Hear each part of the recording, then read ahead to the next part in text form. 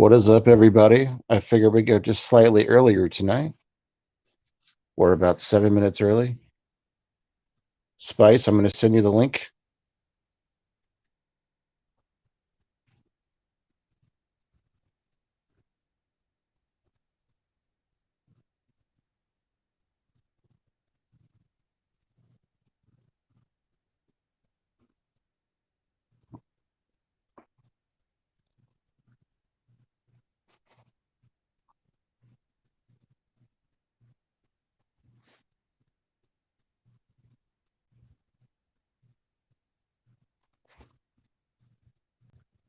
Just waiting on people to kind of flood through here.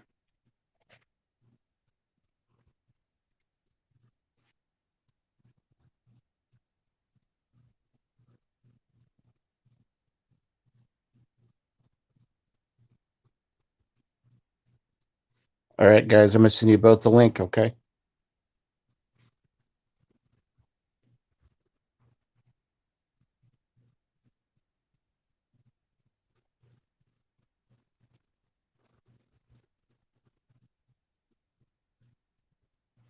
All right, just bear with me, guys. I'm putting the links through.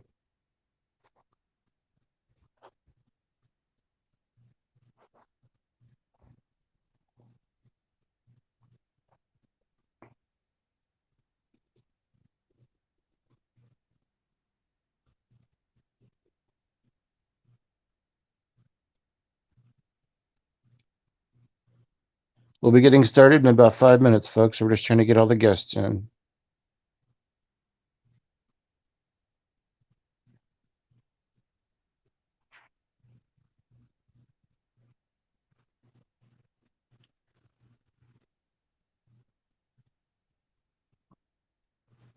What up, Kabuki? Welcome. Cody, what up?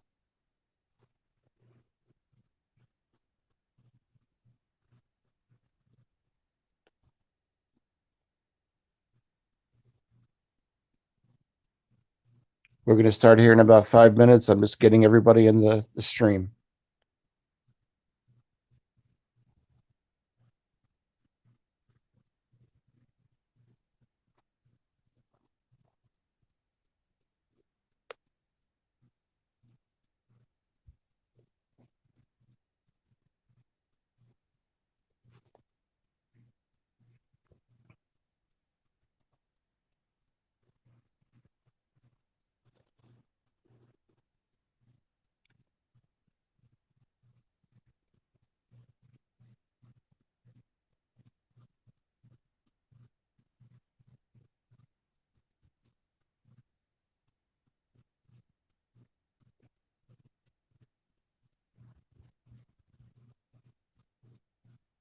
Hey, Whore of Spice, click back on that link.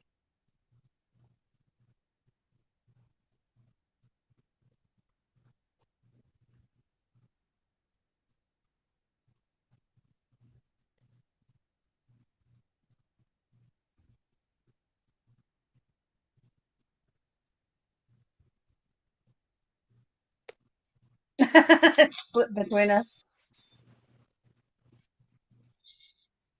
Hi. Hey,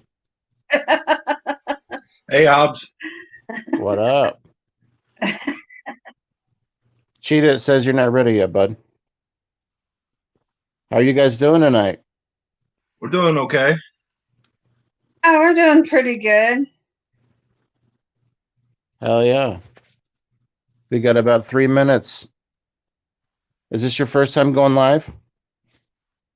This is my fourth time, and this is her first. Everybody Yeah. say hi to Becky. This is her first live feed. All right, I'll be right back, guys. I'm going to send some more invites out. We can only have 6 at a time, so I think Cody, are you wanting in? I believe Shinobi. I think what's in.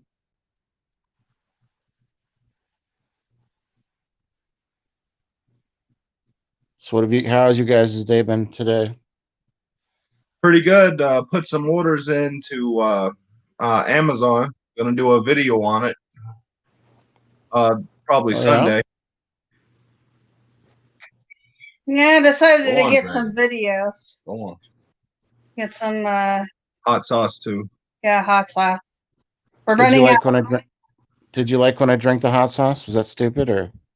No, that was great. No, that's perfect. How'd you feel? I just wanted to be on your guys' level. That's all.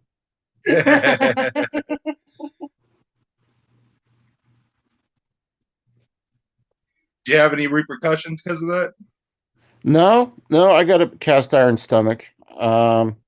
We'll see though down the road when I do some more trick shots. I'm sure. Now people are gonna get the idea and start sending me shit. So Yeah. when I was in college, I used to do a whole bunch of crazy shots to get a drink, Yeah. like at parties and stuff, and like hopefully nobody from my family's listening, but I would do like egg beaters and like 151 and like tequila and apple juice and like milk and all types of crazy shit. No. Yeah, Uh, yeah. a young guy. I was in state's custody, and I was always the Mikey character. Oh yeah. Yeah, Mikey will eat it. Mikey likes it. All right. Woohoo. Likes it, yeah. Hey, Cheetah. Where's the Okay, I don't cheetah? know. The cheetah's got a beanie on. He's like That's going right. to the club. This is from my friend Karen from Georgia. She made this for me about 3 years ago. Ian has a little tassel on the front. Nice. How are you guys doing? Doing great. Doing pretty good. Hey, wait a minute. Where's your face at, Josh? I told you when I get to 1,000 subscribers and you guys get to see this pretty mug.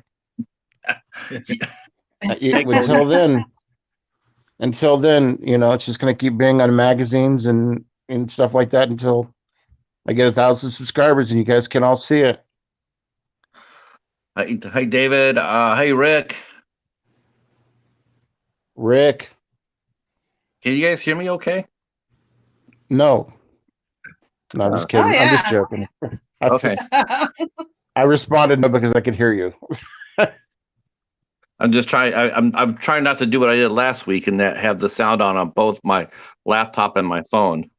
What? I'm I just said kidding. Oh. I'm just joking. All right. Wow. I Dave, don't know. Dave, Hey, do Patrick. you want in? Does anybody else want in? I've got 2 more spots available because Wow. I think Shinobi wants to come on tonight too. Well, I see the Panther. We have 2 panthers. Wow, he's beautiful. This is Artemis. Yeah, this is the small one. I have the big one. Dragon. Artemis was Artemis the Hunter. Yes. Mhm. Oh, He's a there's big mouse Shinobi. cat too. How many kills does she have? About 3 stuffed mouses. Oh, Yeah. Yeah, we thought he was a she, so we named him Artemis. And then we found out when he got bigger, no, it's a he. Oh. So, well, That's a we great already name, named yeah. him, so we left it. Oh, I see. I see Shinobi's there. All right, that's gonna be fun. Shinobi, did you want in? Hey, Shinobi, Shinobi. Hi, Jen. Jenna Christian in the house. All right. All right. You might want to send it to him through his Instagram page, Josh. Are you following him yet? I think so. I think Right. everybody. Let me take a look here. So I was thinking about, you know, that question we had last week about what was our favorite bad movie, and I have mine. It's Teen Wolf 2. Oh God. Nobody likes that movie but me, and nobody in the community likes that movie but me. Mine would have to be The Pest. Oh, John Leguizamo. Yeah. That guy rocks. I was still a young man when that movie came out, and I must have played it like 8 times in a row, driving my dad nuts. I mean, one setting you watched it 8 times in a row. Yeah. That's love. That's what kids do, though. You know. True. This was VHS time, so it was all rewind, fast forward, and all that. I don't think it's. I've seen either. It's been a while since I've seen that one, or I've not seen that one. Hey, Jason. It's not a well-known John Leguizamo film. It didn't get very high praise. It's more of a cult film for people who like him. You're not the only one who loves that movie. It looks like Kristen loves it too, there, Josh. What up, Jason? Oh, Shinobi, I sent you the link, bro. Yeah. I'm not for sure that Jason likes Teen Wolf 2. He may like it slightly more. I know last year he hated it. I was going to send him a copy.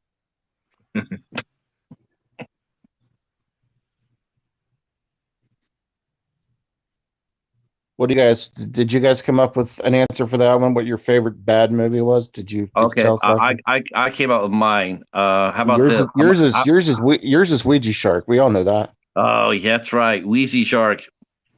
What up, Tim? That movie's fun. What up, Joe? it is fun. I watched Tim. it recently. Holy crow, we got a party going on in here. Hey, Later Joe. on tonight, Robert England will be on tonight. Man. Shane Hodder will be here. Elizabeth Berkley from Saved by the Bell will be on with us. And Jason.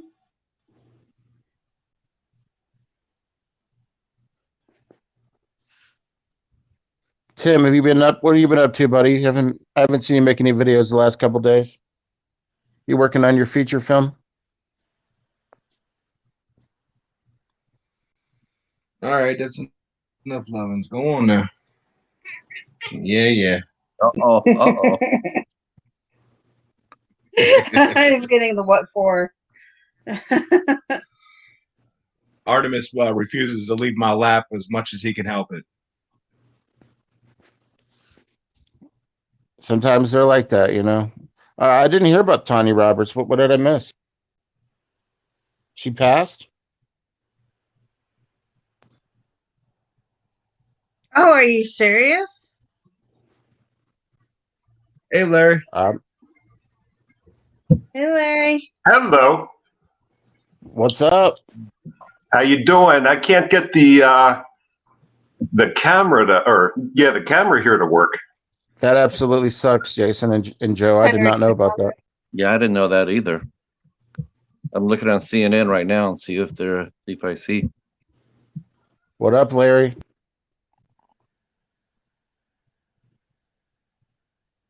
I've got 2 more spots if anybody wants to join the fray.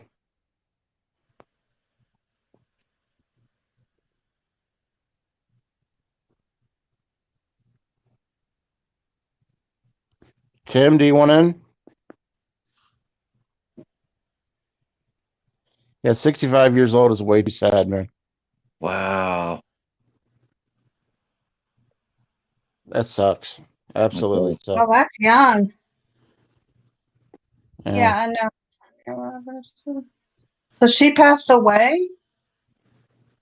Apparently. Yeah. Oh, no. Yeah, today. Today. She Imagine was young. surviving. That's not that Imagine old. surviving 2020 and then coming into the first 3 days of 2021. That's craziness. Jesus. Yeah, that's nuts. I always liked her. What was your guys' favorite film for her? What's up, Phil? Hey, Phil. What was your favorite? What I know her the most from is That 70s Show. Yeah. That was Yeah. funny. She Yeah, I know did. her She did from. such a good job at that. Yeah, Tourist Trap would have to be mine. She's Yeah, been in so many movies. She's been in so many movies and shows that it's just really kind of hard to nail down a favorite, to be honest. Yeah, that's I, true. I love Beastmaster. I would have to go with Beastmaster Oh, for me. that was awesome. I love that movie. I know some people hate it, but I love that movie. Beastmaster was fun. I mean, it was. I mean, Mark Singer and but I forgot who played the bad guy. Wasn't that John Franklin Jella?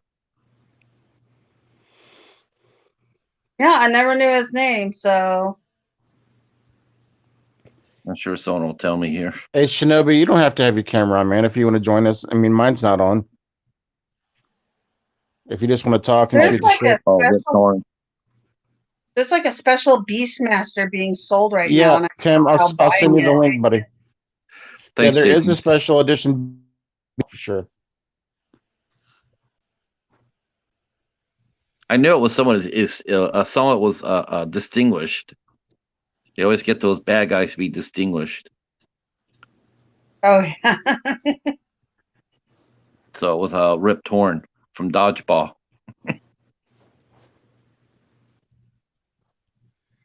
My new tattoo is still healing, but this is what it is. Okay, Benny, name that movie. Hold on, I'll look at it in a second. I'm trying to invite Tim in because I want to guess it. Okay. Tim, I sent you the link. All right, let's see it. Right here. Oh, Sleepaway Camp. Oh. Yep. Yeah. Yes, it All is. but 2 seconds.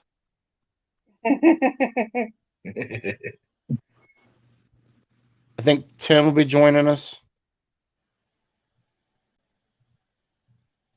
I think Faruza Balk will be on here soon. Heather Langenkamp will be in a minute. Jennifer Rubin. Jennifer Rubin will be in here.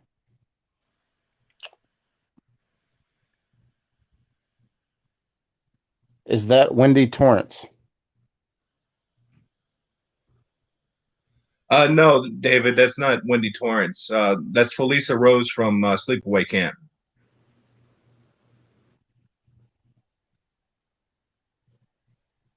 Yeah, we have that exact picture with her signature on it on our wall. I have to ask you guys this because that Ernest Scared Stupid photo was fucking awesome. Where did you guys get that? I'm just dying to know. Got that from Fright Crate. The Fright Crate box. Okay. This T-shirt I'm wearing currently was actually artistly drawn by Max Cave, the guy who did that. That Ernest Okay. Scared. Yeah. Check out the Seriously, Fright Crate joining the box. Fright It's Crate. worth it. It's I'm totally seriously worth it. thinking about doing it. The shirts Yeah, alone you're are just just t-shirt. impressive. Yeah.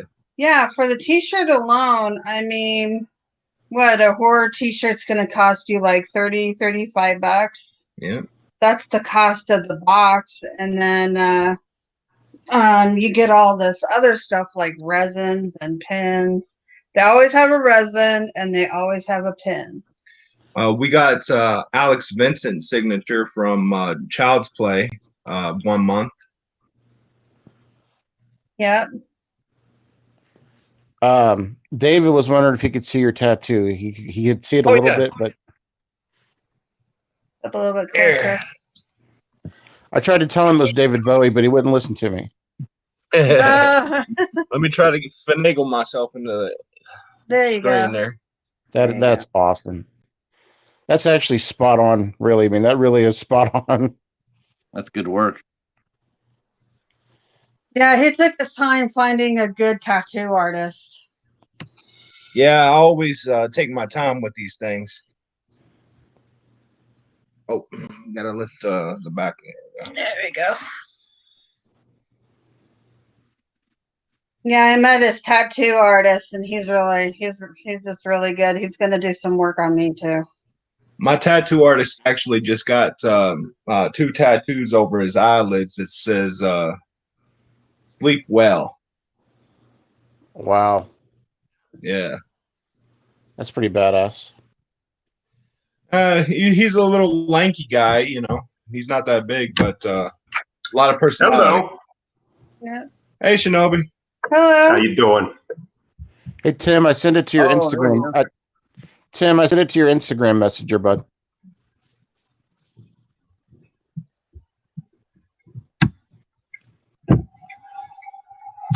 So, what are we talking about? They're asking about where the spiders are.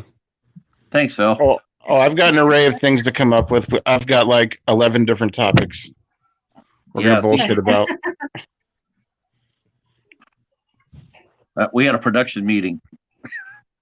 We did. We had a round table about discussion about what we're going to talk about.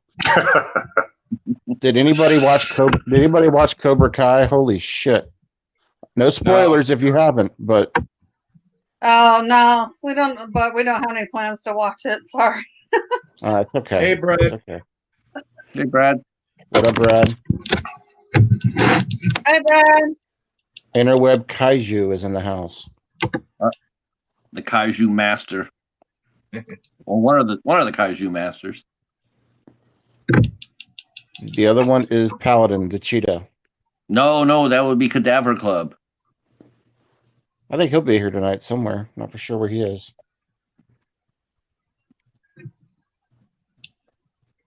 So, a couple things I was going to talk about was what are your guys' thoughts on some of your favorite like exploitation films or grindhouse films, classic 70s? You mean like the Sinful Dwarf? Yes. Oh, we saw that. Yeah, that Sinful Dwarf I'm is a gonna have messed up movie. Boy. I honestly didn't know what to think about it after. I mean, somebody responded said they wanted to take a shower after they watched it. Yeah, that was Horror Hands that said that. Sounds like the movie for us. Yeah. We're gonna have to watch that. You guys definitely need that one for sure. And you can get it pretty inexpensively. I picked it up from. Am I echoing? No. No, I picked it up inexpensively from Hamilton Books. It came in a 3-pack from Euro Sleaze. It had that and 2 other movies. I forget what they were, but yeah, you can get it pretty cheaply for like $15. I paid 15 ship for it, and then you can get the Blu-ray if you want the full adult scene. If you're in dire need to see that. So Patrick, when you get yours, since you want the adult scene, make sure to get the Blu-ray. Yeah, I'm on it right now. Where's my credit card? Paladin, bring me the card. You can get this 3-pack here, the Euro Sleaze collection. Oh, there we go. The Euro Sleaze. That's horror right there. That's right up your guys' wheelhouse right there. Yeah, it's got the Sister of Ursula, the Sinful Dwarf, and Hannah D. It's all pretty good. Oh, apparently that's out of print. Okay. Wow. It goes for $700 now. Apparently. What I just showed? I'm just kidding. Oh. but apparently it is out of print. Again. Okay, awesome. I think Phil's Creepy Vids wants to come on and say hello to y'all. Hold on. All right. We get one of the legends coming on.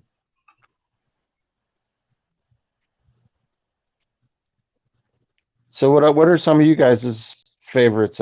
Any suggestions for Grindhouse films for those that are new to the game, or exploitation films, or classic 70s cheese? What do you guys recommend? Classic 70s cheese. Well, we got a few of them. There's so much goodness there. Dolomite. Yeah. We've got anything with Rudy Ray Moore. Dolomite. Of course, you can't go wrong. Yeah, we got some Jess Franco. We have about 7 of Jess Franco's? Yeah. We have a 10 collection. 10 collection. Franco. And for those of you who are asking what Jason was giving me like apologies for today, the Ravens just absolutely destroyed the Bengals today. The Bengals gave up in the first quarter. So, yeah. And so it looks like the AFC playoffs are already set. So, okay. Is the volume gone? Did we go silent when I talked about football? I can hear you. Okay. Nobody cares. I've been a Titans fan since I was a little kid. Steelers lost to the Browns, but we'll play them again next week for real. Okay.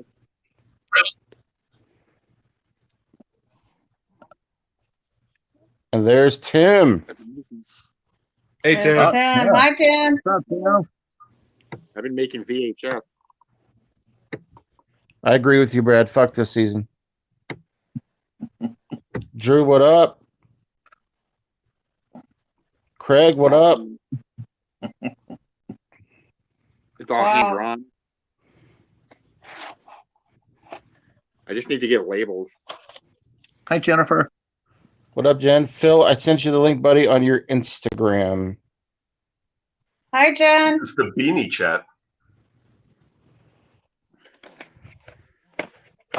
We got Penitentiary as far as exploitation films, but it's not horror. A lot of our exploitation doesn't really fall into horror yet. We bought some, though, just recently. That's coming in the mail. That we're Are you waiting. looking for just horror, Hobbs, or are you looking for any kind of black exploitation or women in I'm sure prison? we can talk about a little bit of everything, right? You can do Russ Meyer, you can do Herschel Gordon Lewis. Yeah. Blackenstein's pretty cool. I like that one. Here's this one. This one has a green tape. Oh. Nice. That's Is that cool. like is that like a reanimator VHS or some shit? No, this is my movie. My short film. I'm Yeah, trying to that's sell right, them, so yeah. I get Is that Grimace on the cover of that? the skull. And on the back, there's like a knife because it's hand sticky. I thought that was Oh, Grimace. For a minute.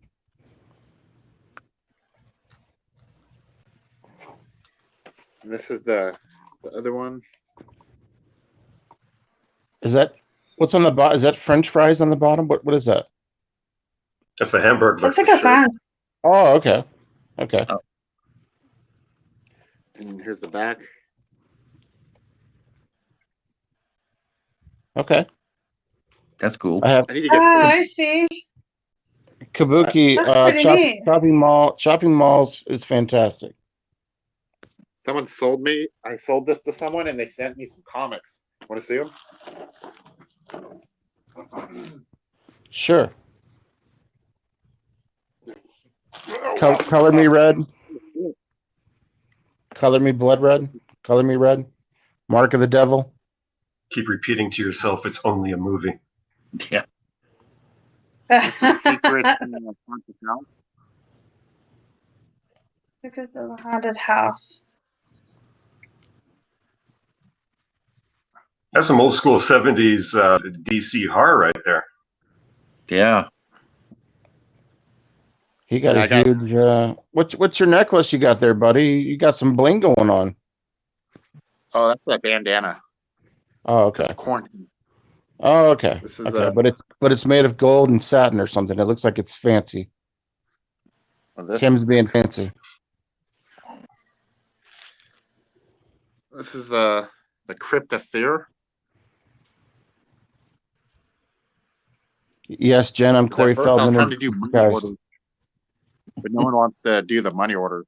Is that an original EC? This one? Yeah, those are worth some money. Those old Tales from the Crypt Secrets and of Vault Fear. of Horror. Hey, Shinobi, I think you Money might orders be. or whatever. You might have 2 invites still in the studio. I'm gonna try to kick your old one out. If it kicks you completely out, I will send you the link back. 'Cause Okay. I think Phil wants to come in Okay. too. I think it might be blocking Phil. So let me. You just want to get rid of me. I don't. I swear to God, I don't. I don't. I want to go grab my tea quick. Now you get my. There it is. Is he still there? That's my money Yeah, order. he's still there. Okay. Yeah, Okay, cool. Sweet. it's still there. I got the red. So here in a second, I want to ask you guys some questions about things I've seen in your videos this week because I try to be very transparent. I try to watch everybody's stuff, and I have questions for everybody. So let me, Tim, is that the rest of your haul, buddy? I don't want to cut you off. Yeah, this is the rest. Awesome, That dude. EC was a 90s reprint. I used to collect those This 90 one's- reprints. Yeah, those were early 90s because I have the Tales from the Crypt that came out around the same time that HBO was kicking off the TV show. And EC Comics is just legendary.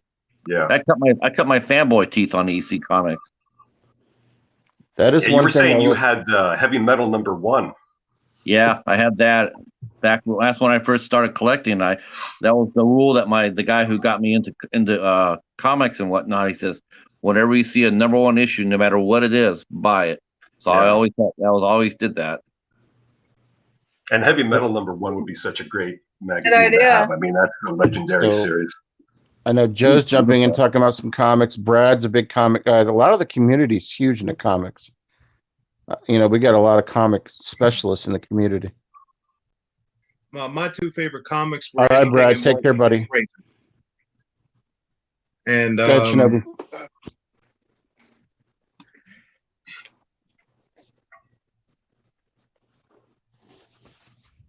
Go ahead. Yeah, I'll be honest. That I'm a big Predator fan, so I've got Predator comics and Sandman. Yeah, I those saw are Neil mine. Gaiman, Sandman. Oh, Sam, I saw your Sam globe you got in your crate box. That was beautiful. Oh That was yeah, an awesome that box. was awesome. I was really astonished. And that's what I was going to Yeah. talk about with I you bought guys. it on my side of the room. You could tell that Becky wasn't getting rid of anything out of that box other than the shirt. Everything else was staying with her. Yeah. Yes, pretty much.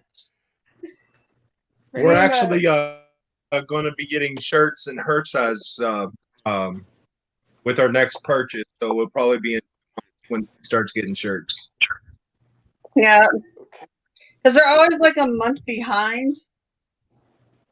They give it to you at the end of the month. Like you pay it. It's kind of Phil. weird. You pay it the month before. What's up, It is everybody? Phil's Ladies and creepy gentlemen, bits. ladies and gentlemen, I have an announcement. We have one of the legends of the horror community. He is from Canada. The ladies love him. Ladies and gentlemen, Phil's Creepy Vids. What's up, Oh, everybody? I saw it. That's right. I feel. You guys want this one? One of the greatest collections in all of horror, Phil's Creepy Vids. He actually has the original Stay Puft Marshmallow Man from Ghostbusters. Look at that collection. Wow. His collection is pretty badass. Yeah, it's Thanks, one of the best. thanks. More. You're the fucking goat. King of the Very true. And Uh, Joe the Horror Man's got a pretty good collection too. Yeah, Joe's VHS Jason. collection is insane. I just wanted to say face to face, Cheetah and Shin. Thanks for all your support all the time, guys. You guys rock. Well, thank you for the It's content, Phil. fun. It's fun. I want to see your butthole.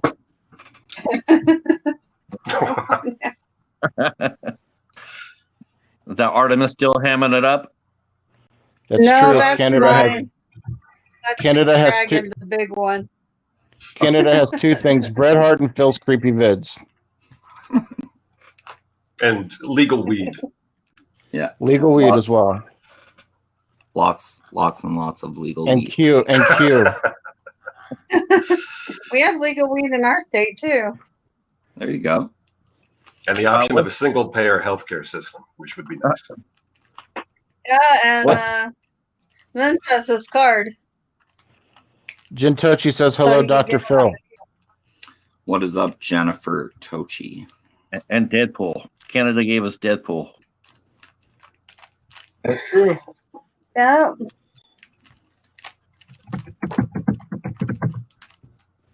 And Ryan Reynolds. Here's my little medications. Oh, and William Shatner. What's your medications there, Vince? What do you got there? We can't see it. Those are pre-rolls. Nice. And Nice. that's the wax. Yep. I got a couple re-rolls right What's the name of the song? Passidochi on the left hand side. Pass the Dutchie on the left-hand side. Blow the smoke into the speakers. I prefer Sublime 2 joints. Light it up, smoke it up. Inhale, exhale. Just got an ounce in the mail. Tim's just showing his collection. Yeah, Tim's just going crazy over there, showing off his gear. Tim doesn't have any weed, but he's got videos. He's got movies. He's got Tim movies, he's got videos. Tim said, "Fuck you guys, I've got VHS." Yep, he's got cameras. I get high on VHS.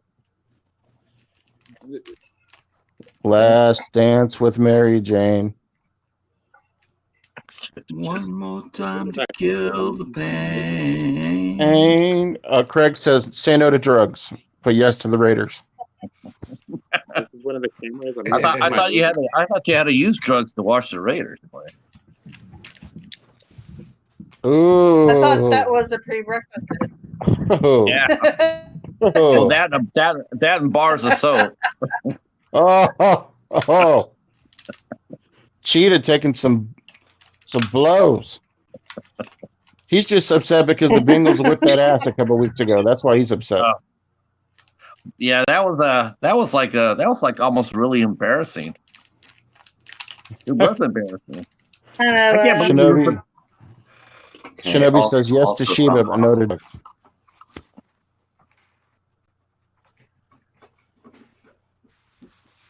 So, did you guys have any thoughts on what is that, Tim?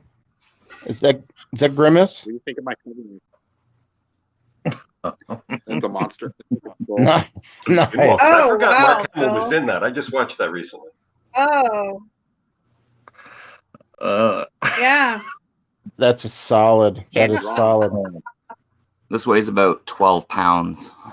I was about to ask you how much that weighed. Actually, It that's looks like crazy. it would be kind of heavy. It weighs a lot. Wow.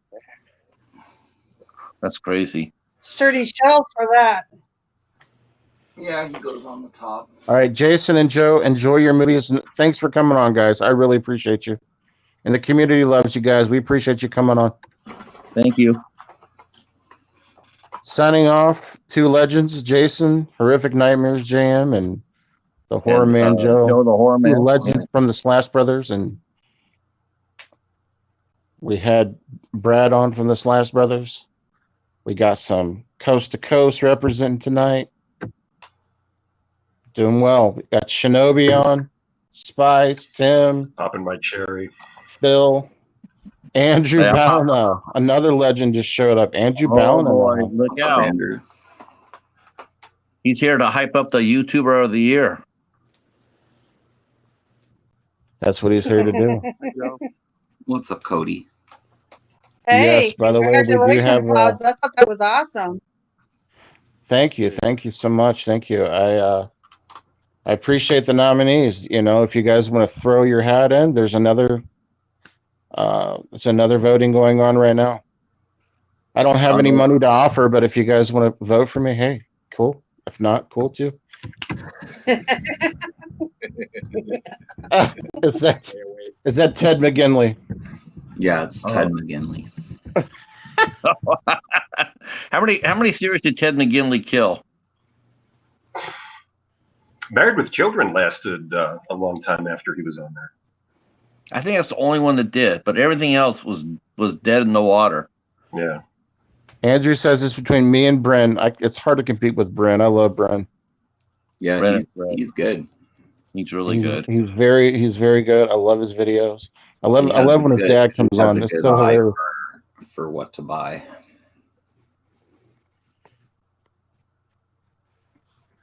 I feel Tim's bad though going because every time I suggest a movie to him that I really like, he's like, it just fell flat for me. I'm not for sure what happened, but I'll give it another watch. Oh, Tim's got Vamp. Grace Jones. on VHS. Hey, she's crazy enough. It's great to watch her. Speaking of Shatner, I love that movie. Tim, that's awesome. Tim, Vamp show your entire collection tonight, please. Every movie you have, Tim. on Blu-ray. Tim, do you me a favor? Go to your neighbor's house and ask them to show their VHS. movies as well. I don't have to adjust my track. I think you opened Pandora's box there, Hobbs. Tim, you got an awesome collection, bro. For real though, I don't have near as many VHS as you. VHS collecting's huge right now, man. It is. I didn't know how much money. I didn't know how much VHS tapes went up in value. Tim's got a pretty extensive Aldai and VHS collection. Cheetah, Andrew Ballin is asking We some are questions. live. Introduce yourself to Cheetah. Oh, hi Andrew. I'm Patrick, and I write a blog called Have Cheetah Will View, and I also have a channel by the same name. He likes long walks on the beach. Instagram. He likes long walks on the beach, frequent trips to Goodwill, and the occasional Fig Newton. Turn-ons are Mickey Rourke, Burt Reynolds. There it is, Tim. Meet the Feebles. We need a Scream Factory of Meet the Feebles. Yeah, I heard that Peter Jackson's flicks are supposed to be getting upgrades soon, so I hope that is true. Oh, that's okay. Andrew, I think Joe stepped out with Jason. I think they're doing a movie watch right now. Nice meeting you as well, Andrew. You get it out of this thing. Sometimes Shinobi, what did you watch today? Sometimes late at night I'll see Adam Beaumont. He'll be playing video games, so I'll hang out with him for an hour while he's playing games, and I see Andrew pop in once in a while. Oh, the spit on the grave. Yeah. I was just asking Shinobi what you were up to We today. need What more you did. VHS. If you watched Went for a anything run. Just puttering around. Watch some politics streams. I watched the first 3 Cartoons. episodes of the new Stand series. How was that? Stephen King. I really liked it. It's a good upgrade from the original. It'll be interesting to see where they go. See, How many I was- episodes is that? Yeah, There's that's- 3 up right now. I was wondering about that, if it would live up to the original. But it does say season 1, so I'm wondering if they're dragging it out. You know what I mean? There you go, Jen.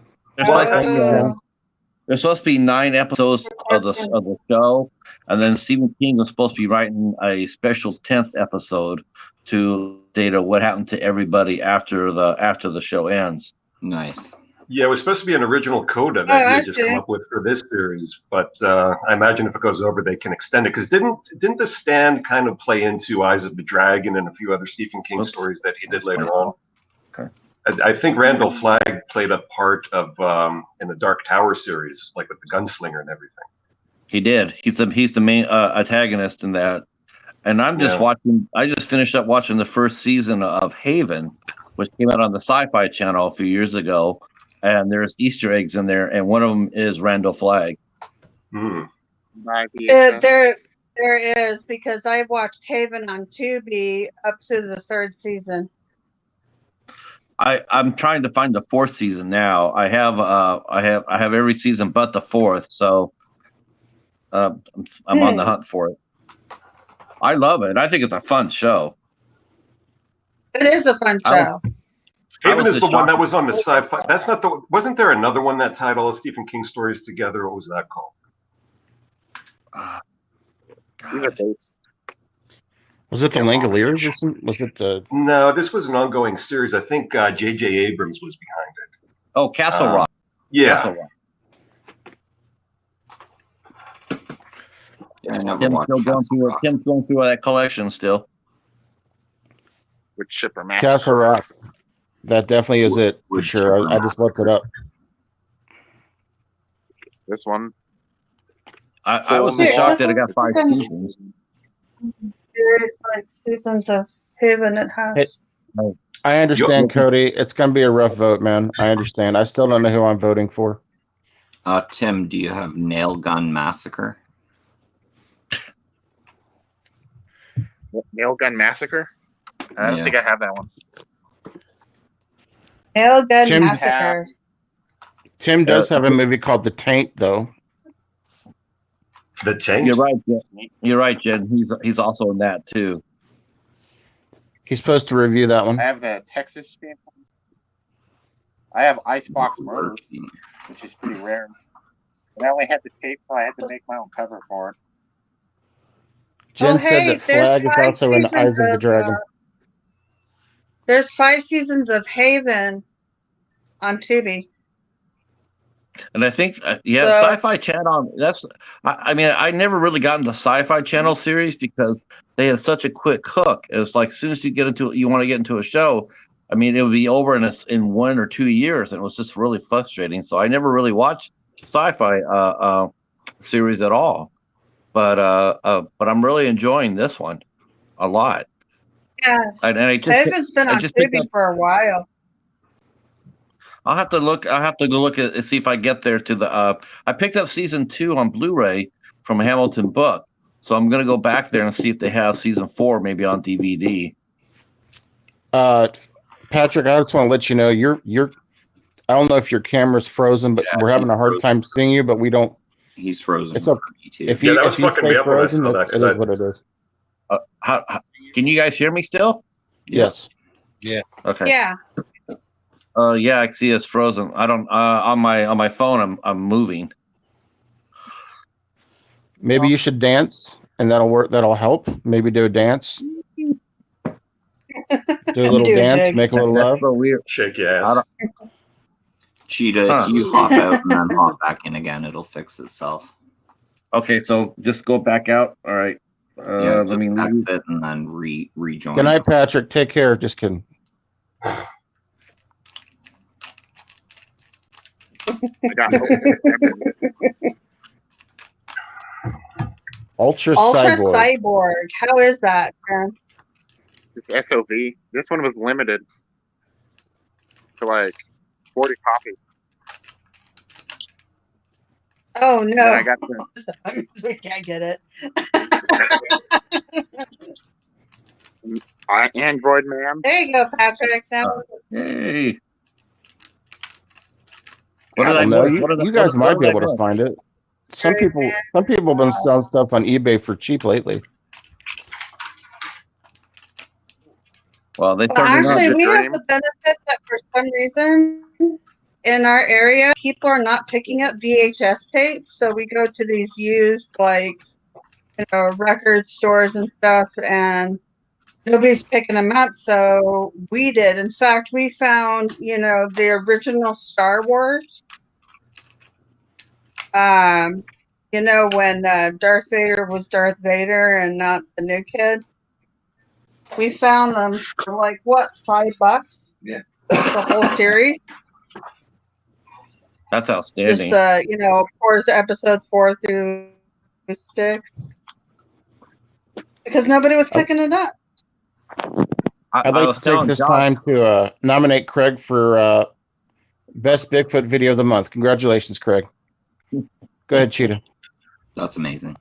I was going to say that Wow. my library actually had VHS tapes for free.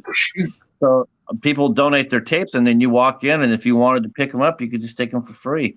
And I didn't realize that just how valuable they were until I was watching Joe's videos, and all of a sudden it's like, wow. So if I see anything horror related, I'm going to pick it up. Yeah, let me know too, Patrick, because I picked up Yeah, you a Panasonic Blu-ray and cassette combo this year, and I've been over the summer. I was picking up a lot of VHS at thrift shops. Damn, So- Phil, that is badass.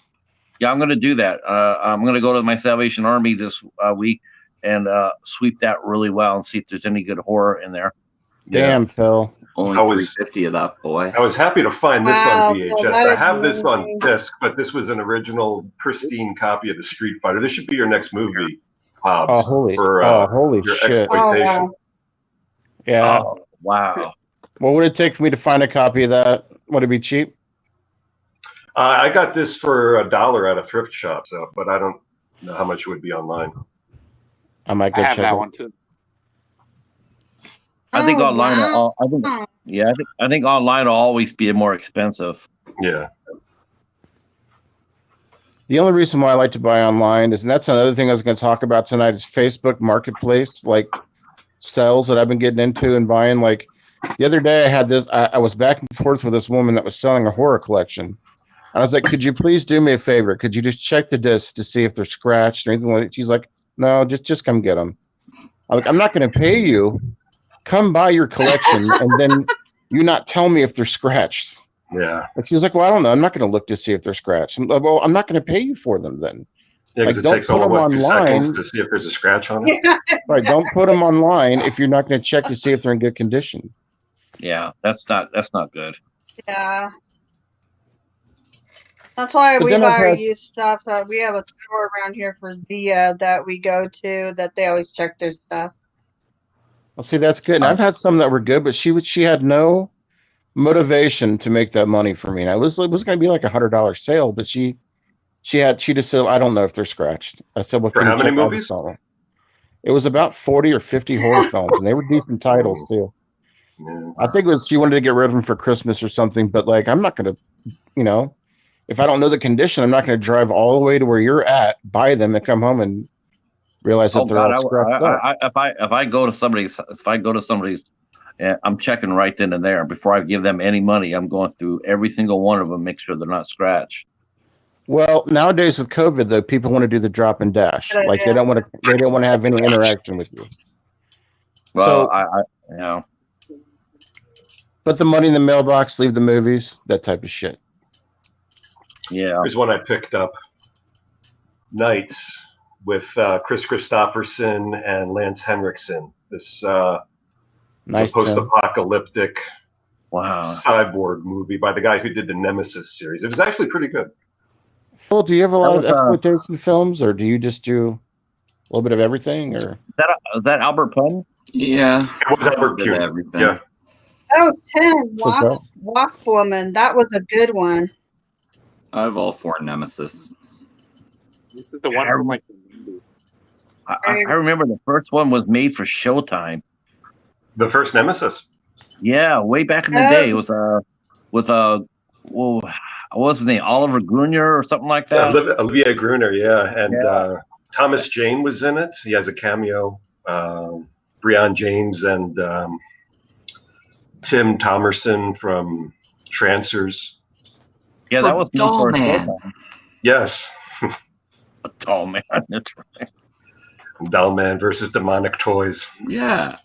Speaking of bad movies he loves so much. Yeah, you could do a whole exploitation of just like full moon shit, like their sci-fi from the like Robot Jocks and Trancers. well, I Well, kind of want to mix it up. I kind of want to do a little bit of everything on the whole exploitation thing. I just want to see what's out there. Hmm. I used to do only horror back in the day, but I kind of want to mix it up a little bit. Oh, I reviewed a couple. I reviewed Superfly, and I also reviewed Melinda. That was I got those from the Warner Brother archive.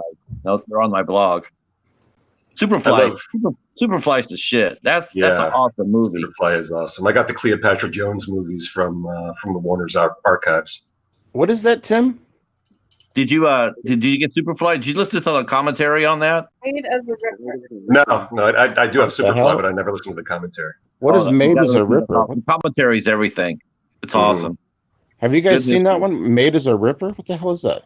Blade of the Oh, Ripper. Blade of the Ripper. Blade Okay. is a Ripper. Okay. I was like, what?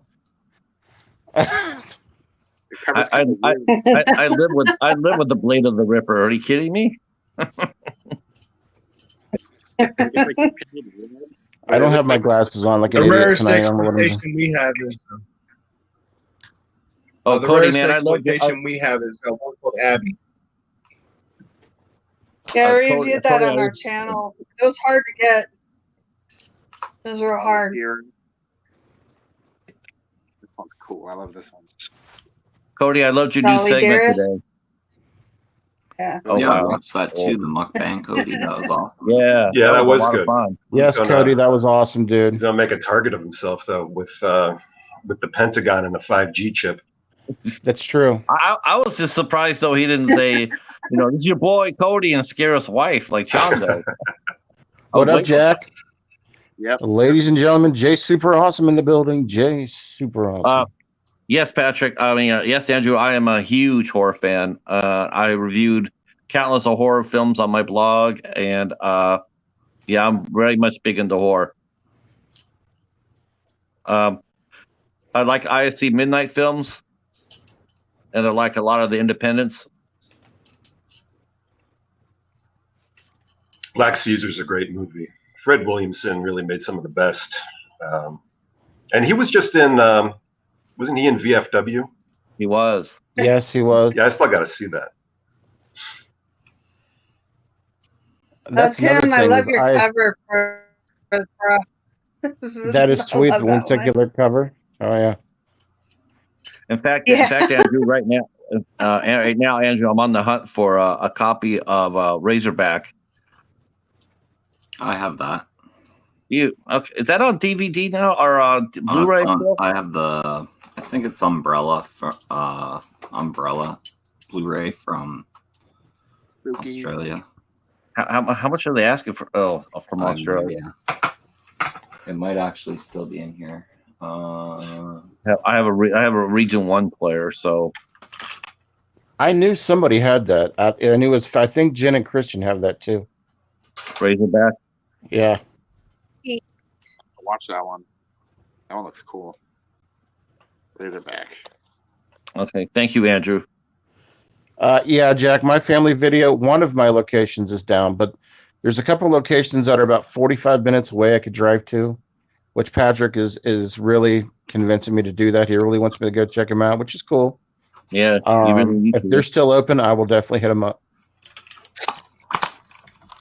I'm gonna give mine a call tomorrow and see if the rental is on sale. I'm hoping that it is. Yeah, it's Umbrella. Umbrella, okay. But Is this that all one's it's all region. Okay. Oh, okay. Is that a new release, Phil? Nope. How much did it run? If you don't mind me asking. I'll be right back, guys. For You guys this, talk I amongst probably yourself, paid like please. $25-$30. Wow. Yeah, that's about what a brand new Blu-ray would cost. Yep. prom night. You're half Cheetah Will View on Insta, right? Yes. Yeah, I'll look for a link right now. I used to love Razorback. They used to play that on HBO back in the day all the time. Wow. Jennifer has a copy of Razorback too. I saw that in the theater when it came out. But the dude who was on Trapper John was in that, wasn't he? Yeah, Gregory Harrison. Yeah. And then the girl from the Road Warrior was on there, Archie Whiteley. Here, But she passed away really young. She passed away really young. I'll be back. $18.99 Cheetah. Oh, that's not bad at all. Back. I'm sending you the link right now. Thanks, Phil. Wow, that's all regions, so it'll play on my player. How do I find you on Instagram? It's have_cheetah_will_view. I got it.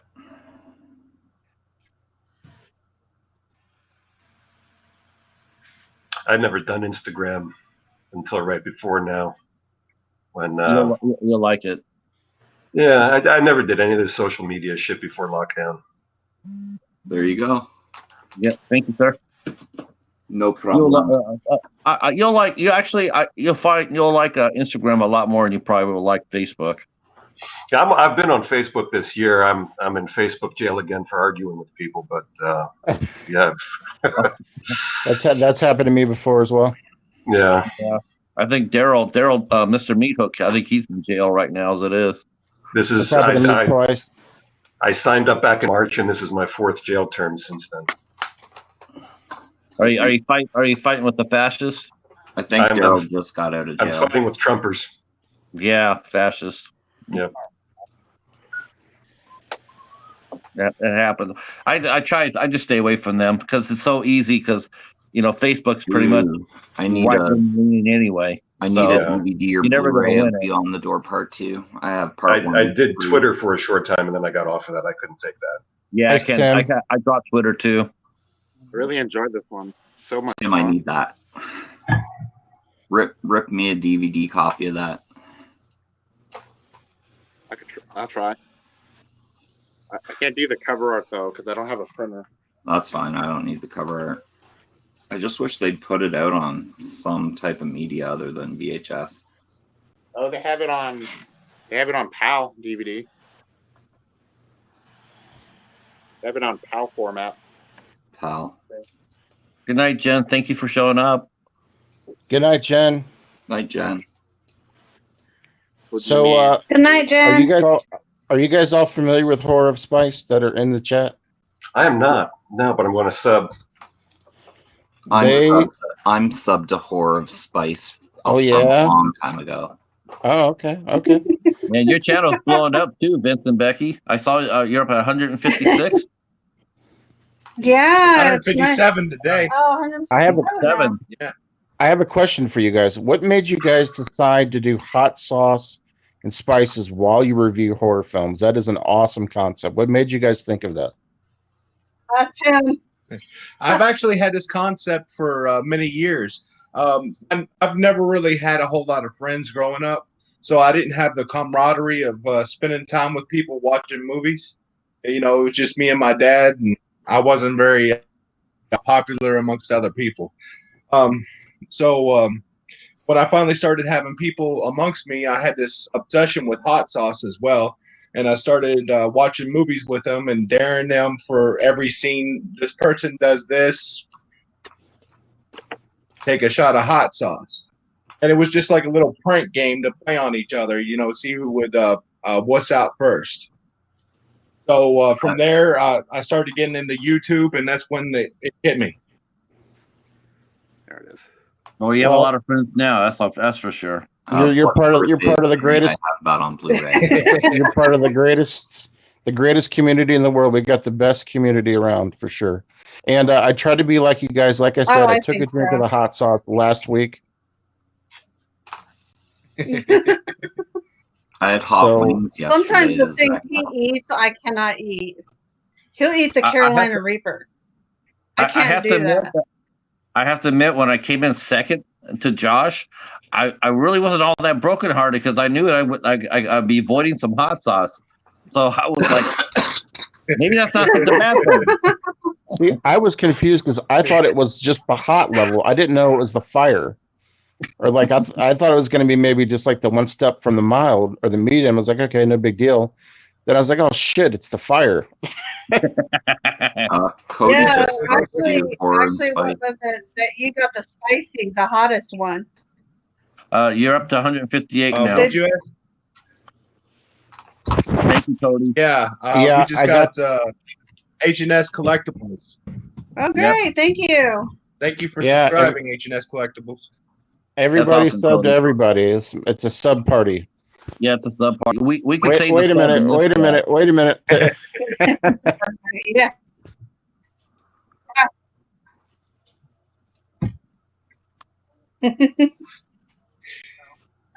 I'm sure they made a movie about that at some point.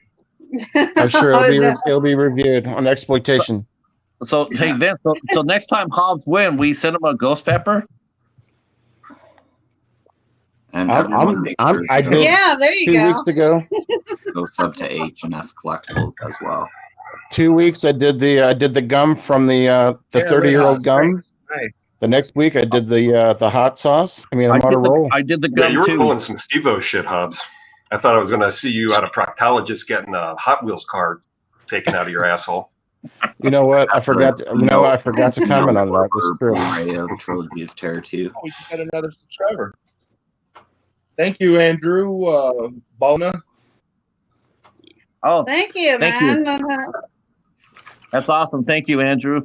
Let me tell you guys about Andrew. We guys all know Andrew, but in case you're just now getting to know him, I've been watching Andrew for the last 15, 16 years on his channel.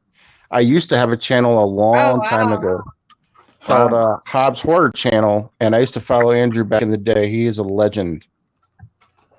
Legendary. And Nice. Jintochi's back to party, apparently. Jintochi's partying. Partay. The Nest. I have that on Blu-ray. This one's fun. Oh, the Nest. That's a Roger Corman flick. Roger Corman's awesome. You have to love Roger Corman. Oh, You Roger know, Corman. to me, Another great one I have on Blu-ray is Ticks. awesome. My favorite Roger Corman film by far, Battle Beyond the Stars. Oh Love man, that. I love that movie. That movie is so good.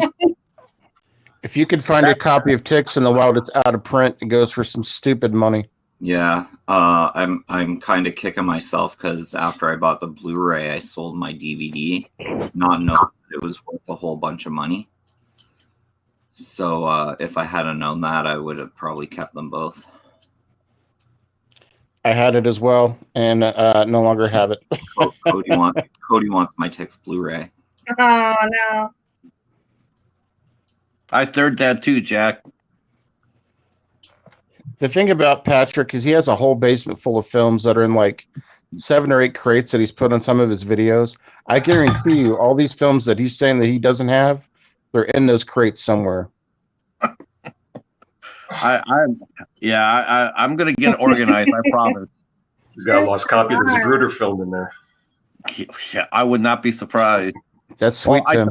I was telling this to Jason, Horrific Nightmare. I was telling him that after my wife passed away, I needed white noise in the house, so I would buy just movies from the dollar store and just put them on. I didn't watch them. I don't know what I have. I have a whole box of about 400 movies. That should tell you how much I needed the noise. I cannot tell you. I have to go down there and see what I have in there because I don't know. I don't remember watching any of them. You're going through and you're like, Ticks. Yeah. Yeah. I hit the jackpot. You never know, Patrick. You might still have some real gems down there. Yeah, you need to film that when you go through it. That'll be an awesome video. Well, I have to go through it because I got a request to do an overview of my Wild Eye movies. Somebody asked me to show off my Wild Eye, so I'm gonna have to go down there and find them all. So I'll take you guys down there and I'll film that. I'll film the bucket, the bin I have with the movies that I don't remember what I watched. You'll be laughing. I promise. When I showed everybody my IFC collection, he was like, "You need to beef up your IFC collection." He goes, "I only have 197 of them myself." I did see that comment. Yeah, I have 204 now. I have 200. I got 2 more. I got see what I got, Relic, and I got Summerland last week. See, I know I have a ton of IFC, but I'm really not aware of, like, I'm not cognizant of tracking that. When I see that label, it doesn't really register. Same thing with that A24. Like, I know I have a ton of those movies, but yeah, A24 is all right. I just got the Midsommar director's cut from A24. That thing is awesome. David, I like your new name too, buddy. I like David's Horror. That's awesome. Phil, I've still got to see Midsommar. I just got Hereditary in the mail 2 days ago. You didn't see Hereditary yet? David just sent me Hereditary. Oh, wow. You'll love it. You'll love it. It's a great movie. I know. It's right up my alley. I don't know why I've held off so long from watching it. I guess I didn't want to cry. No, I'm just kidding. You're gonna shit your pants. You're not gonna cry. Just don't eat any hot sauce before you watch it. You know, they don't. If it's real crazy, it doesn't affect me that much. Like, I mean, look what I was looking for the Sinful Dwarf to be crazy, and it was just somewhat crazy. You know. Well, yeah, but it's 1973, so it's back then. It was cutting edge, and today it's pretty tame. Wow, Cody said everything today is so mainstream; it's hard to shock anymore. Damn, if Oh. it's stuck with Cody for a couple of days, that means it's going to Yeah. stick with me for like a week. The Hereditary. Master of Kaiju has just entered in. I love Howling 5. Ben, ladies and gentlemen, I have to introduce Ben properly. Ladies right. and gentlemen, the Master of Kaiju, owner of many, many Godzilla collections. And He's really good with his wood. Ladies and gentlemen, the women love him. the men envy him. The Cadaver Club, Ben. And What's up, Ben? I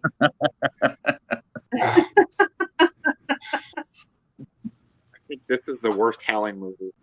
it isn't a Saturday night until you see Ben and Guy Gans fight over You a need- slice of pizza. Tim, you need to review the marsupials. I like Love that one. Howling 3. Yeah, I have that on Blu-ray. It's so insane. Which Howling had Sybil Danning in it? That Part was two. Your Sister's a Werewolf, too. This one's fun. With the boob shot that's played 46 times during the end credits. Yeah. Is that what it is? Yeah. It's something like that, Who 46, can forget 84. that? I Is wouldn't. part 5 the one in the Romanian castle? Part 5 is the Romanian castle. It's Yeah. one of my favorites, actually. That's what I thought. Speaking They of play that 46 one a lot. times, I watched a Wild Eye movie last week that every kill, there was an animated transition. I've never seen anything like that. Before the kill happened, it was an What movie animated was video. it? It was Rage of the Mummy.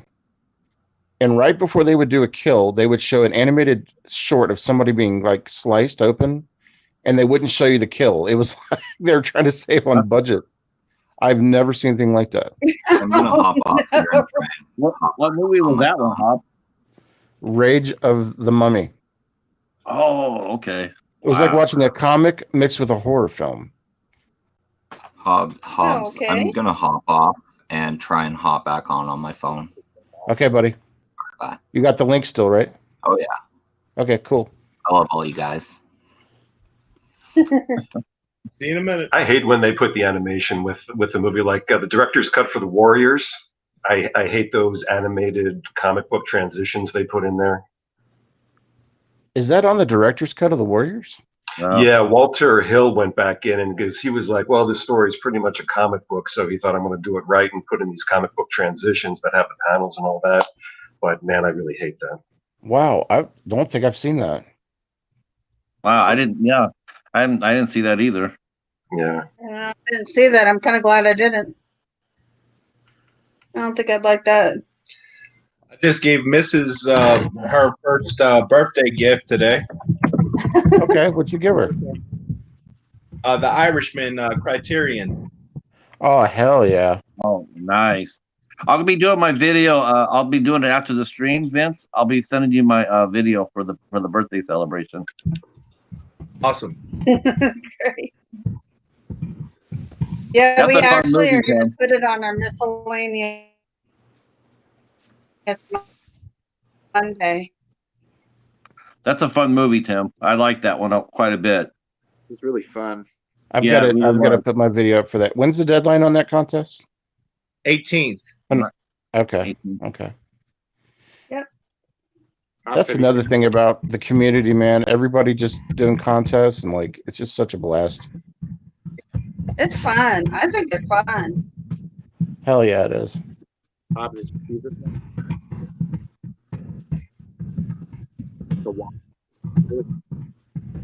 Here's the connection to Cannibal Creek. It has the same people that worked on Ouija Shark. That's your favorite movie. Oh, If Shinobi's got a question from Andrew. He wants to know if you upload vids regularly. Now, this is my deflowering tonight, but I'm looking at doing content. Probably not strictly horror, but a bunch of different shit. I'll Oh, tell you do what, anything, man. We yeah, would do look forward anything. to it. You really should. You really should. I have another few months of lockdown, so we'll see what happens. Okay. And if I'm not mistaken, gives you something correct to me if do. I'm wrong. Shinobi, you served in the military, right? No. Oh, you did not? Okay, I thought you No. did. I'm sorry. Okay. I was way off on that one. I was I collected reading GI something Joes like- as a kid. That's about as far as I got. That's it. You did. You were a GI Joe. There you go. Oh yeah. So we look forward to your look at- content, man, for sure. Though Thank Shinobi, you. put some stuff out. That'd be awesome. Thank you. See, we mentioned Ouija Shark, and look who shows up, Mr. Meat Hook. Creature from Yeah, Mr. Meat Hook. Mr. Meat Hook loves Ouija Shark. See, I always think of Back to the Future and think of Meat Hook when he's like, "Get your meat hooks." Tim, you still got Amityville Island? Oh Lord, yeah. Die Hard. I like really bad movies. I got 2 copies. But aren't some of them really fun too, though? Like you like some of them, right? Yeah. Okay. He has 9 There's one copies of really- Impact Event. Yeah, I see that. Tim, you should trade with Horde of Spice. I think that they're looking for Wild Eye. Yeah. Yeah. Even got Aren't you guys looking for Wild Eye films though? Oh yeah. Oops, I accidentally turned that off. Now Phil lurks in the shadows. There's one I just. He looks like there's one Kurtz from Apocalypse Now. Jen, I never seen that part of the Warriors. I wasn't aware that they did that. I love that movie, and I just was not aware of that. Yeah, let me go grab it here.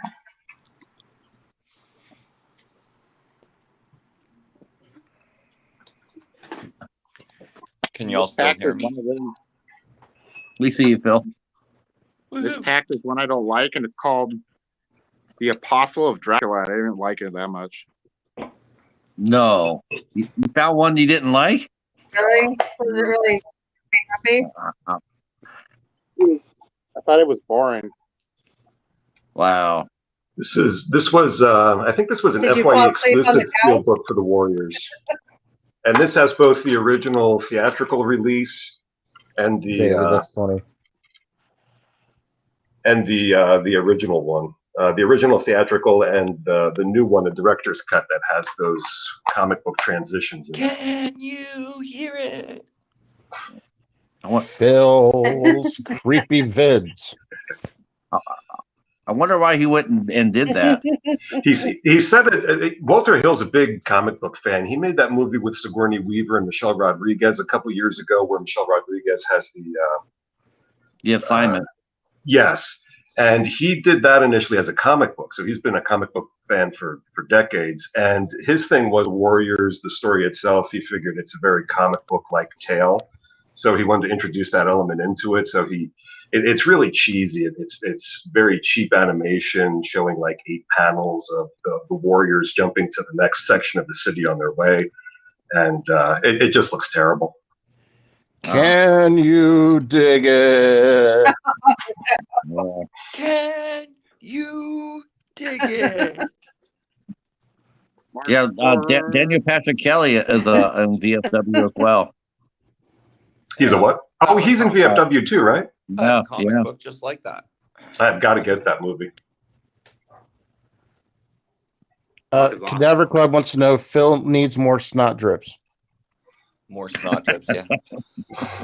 I'm afraid to close my eyes. I'm afraid to open them. Blair Witch Project.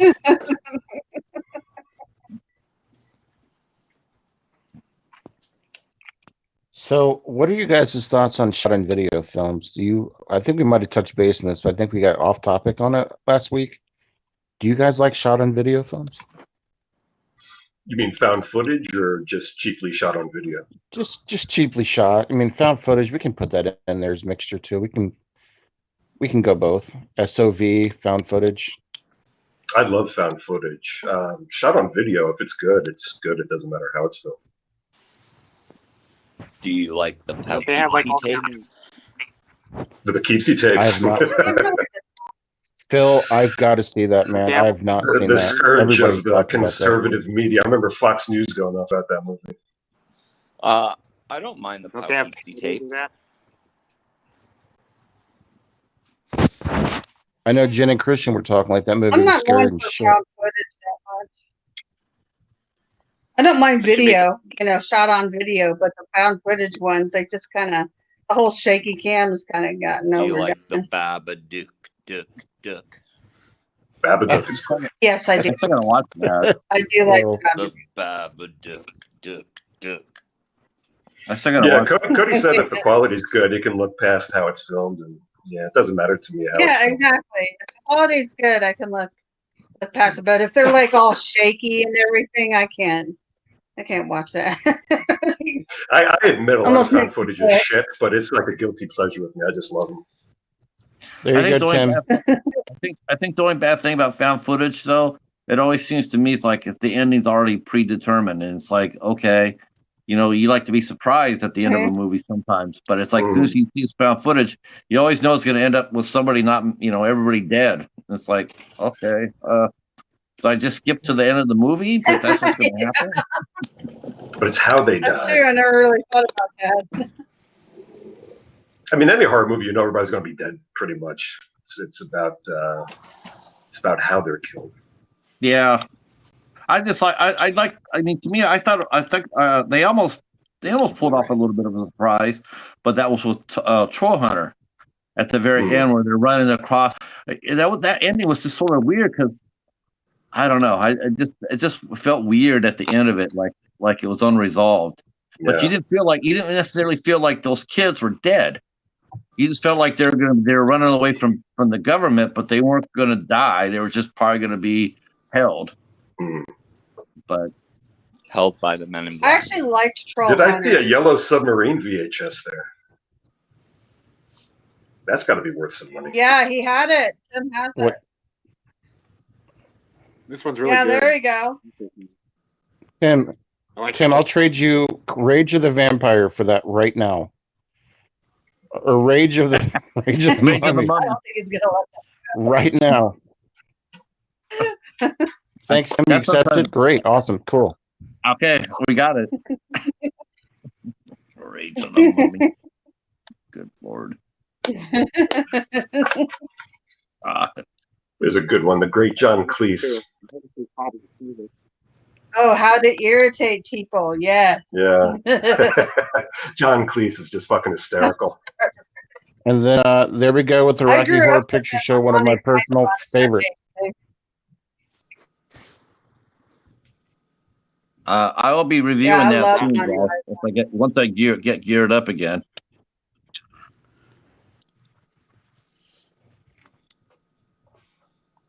You've got to review shock treatment what did too. If you Andrew do say Rocky to hurt Horror, your heart, do Ben? shock treatment. I didn't even know they had a sequel to Rocky Horror.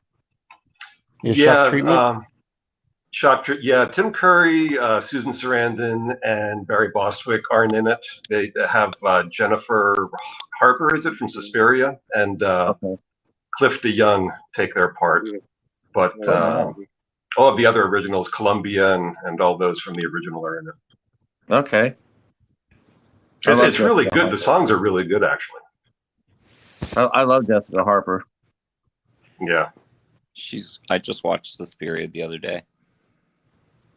I like Phantom of the Paradise. For the 879th time. She was in a movie I've always wanted to see, Steve Martin and Pennies for Heaven. I've never seen that movie. I always wanted to watch that. Oh, yeah. That was big back in the day. You know what? I've never seen that in the wild. Yeah, it's probably out of print. I really want to see that movie. Christopher Walken's in that, too. He used to be a song and dance man, so yeah, I'd like to see him do that from 40-year-old movie. The Haddonfield Slasher has joined the chat. The Haddonfield Slasher. Haddonfield Slasher, Robbie Richards. He's back with the Beatles. Tim is back to show us more of the Beatles. There you go. Yes, he's back. Back again. Beatles back. It's a taunt us. Tell a friend. That he has. He wanted to show it. He wanted to give us a better picture to let us know that we don't have it, and he does. That's why he wanted to. Yeah. Yeah, exactly. Yeah. I have the George Harrison conspiracy that Paul died years ago on DVD. I think that's worth a lot of money. I found that at a thrift shop. It's ridiculous. Yeah, I'm going to be looking a lot more at my Salvation Army for the VHS tapes. Okay, I'm back. You want Yes, to you are. trade?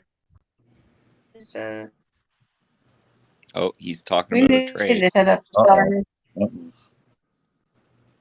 I think You're Rage like- of the. I think he should throw in something else too, Hobbs, for a movie like Rage for the Mummy. You should get another couple movies for it.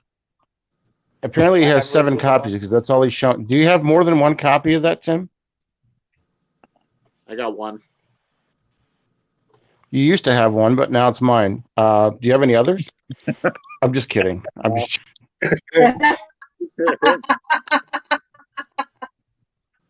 This one's fun though. That's a piece of gold. It has the yellow case. All you need is the acid now. All you need Then you can wash is it. love. That's right. Yeah. You still have Dark Knight of the Scarecrow. Can you open it up and is it sealed, Tim? Can you open it up again? It's probably Yeah, empty. Ben, you never seen Texas Chainsaw Massacre? Damn. Wow, it's a good Yes. one. Who's never seen TCM? Ben. Cadaver Club? Ben. Yeah. Let's see. Wow. I never heard of it. Oh, I think Hobbs. people are making trades in the chat too. Hey Hobbs, My what movie Pet did you, Monster. what Godzilla movie did you get this week? I ordered Godzilla versus Kong. Congratulations, man. That's a great one to start your collection with. Well, I did it because it was $4 to start. I'm kind of a cheapskate this month. But No, that's a fair price. Yeah, kaiju films aren't I cheap. think we Are got they? They usually have Oh, they're not. deluxe releases. That's 6. They did that Godzilla one on Criterion. How much was that? Was that like $225 or something like that? Phil, see, I want to test the waters with it to see if I really like it. I know I'm going to like it because all you guys talk about it. I've never watched many Godzilla films, so I watched a little bit of one yesterday, and it was like, damn, this is like a Wild Eye movie. I have to start watching these. It was like a wrestling match. Yeah, they are. That's blasphemy. You can't compare Godzilla to Wild Eye. Oh, I know. I'm just kidding. But it is kind of funny when they square up, though, like pro wrestlers. Like, I was watching them wrestle and fight, like Godzilla and Megalodon or whatever, watching them fight, and it was like watching a pro wrestling match. It was awesome. Yeah, those suits were they would get torn a little. See, there's Mecha Godzilla right there. Tim's showing you Mecha Godzilla. I remember I got watching Tim has a small Godzilla. fortune. It's late night. Yeah, he's just emptying shelves here. Yeah, Tim's think having he- a rummage sale. okay. Oh, Mechagodzilla wins. That's Zilla right there. Tim, do you want me to start auctioning this stuff off? Yeah. Or? I just like killing it. All we need is a Vanna White. Yeah, really. How much was that? How much was that Godzilla set, Cody? Brand new. I got him at a thrift store. Are you talking about that soundtrack collection? Ben saying what? Godzilla? What's that? Hey, Jen, just tell him that he can shave it tomorrow and stay with us. Are you talking about the soundtrack collection? For Godzilla? No, I Yeah. was talking about the Criterion set, Oh, the box set. I think that was like what, $225, brand new. I know the Gamera just got crazy expensive. On Amazon, they were selling that for $400. Is that Criterion too? No, I think that was Arrow. Hmm. I got Vince Gamera and versus Becky, do you guys collect Godzilla? Yeah, we have 6 films. I made sure one of them was with Mothra because those little girls trip me out. See, You know, everybody in the the little community but singing. me. Everybody in the community but me has Godzilla stuff. I feel left out. Yeah, I don't have Maybe it was meant to be. peer Maybe I pressure. should be Godzilla for Halloween this year. We'll see what happens. Be a heavy costume. That'd be awesome. You Yeah. should Unless he gets inflatable. get an inflatable Godzilla. Oh wow, the Yeah, there you Godzilla. go. Apparently, there's a kaiju wrestling federation too. Apparently, now Tim's Cody's showing saying us his that. balls. No, Cody's saying that he got the Godzilla set on Amazon $112.50, and then he picked up his Gamera set for $115.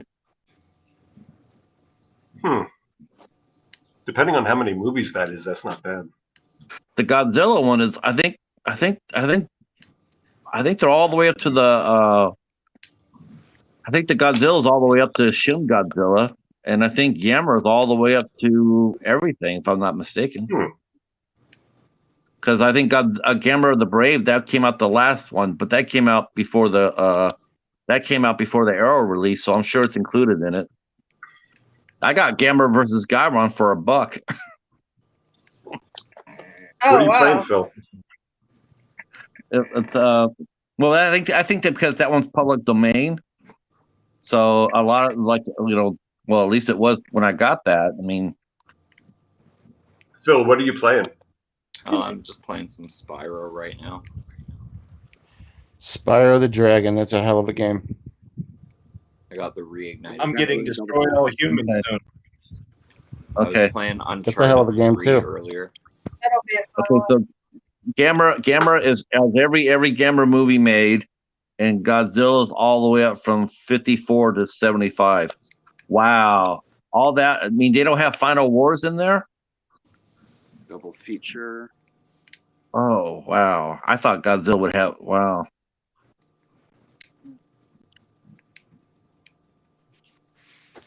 So Do you they guys don't have. consider Godzilla part of the horror genre?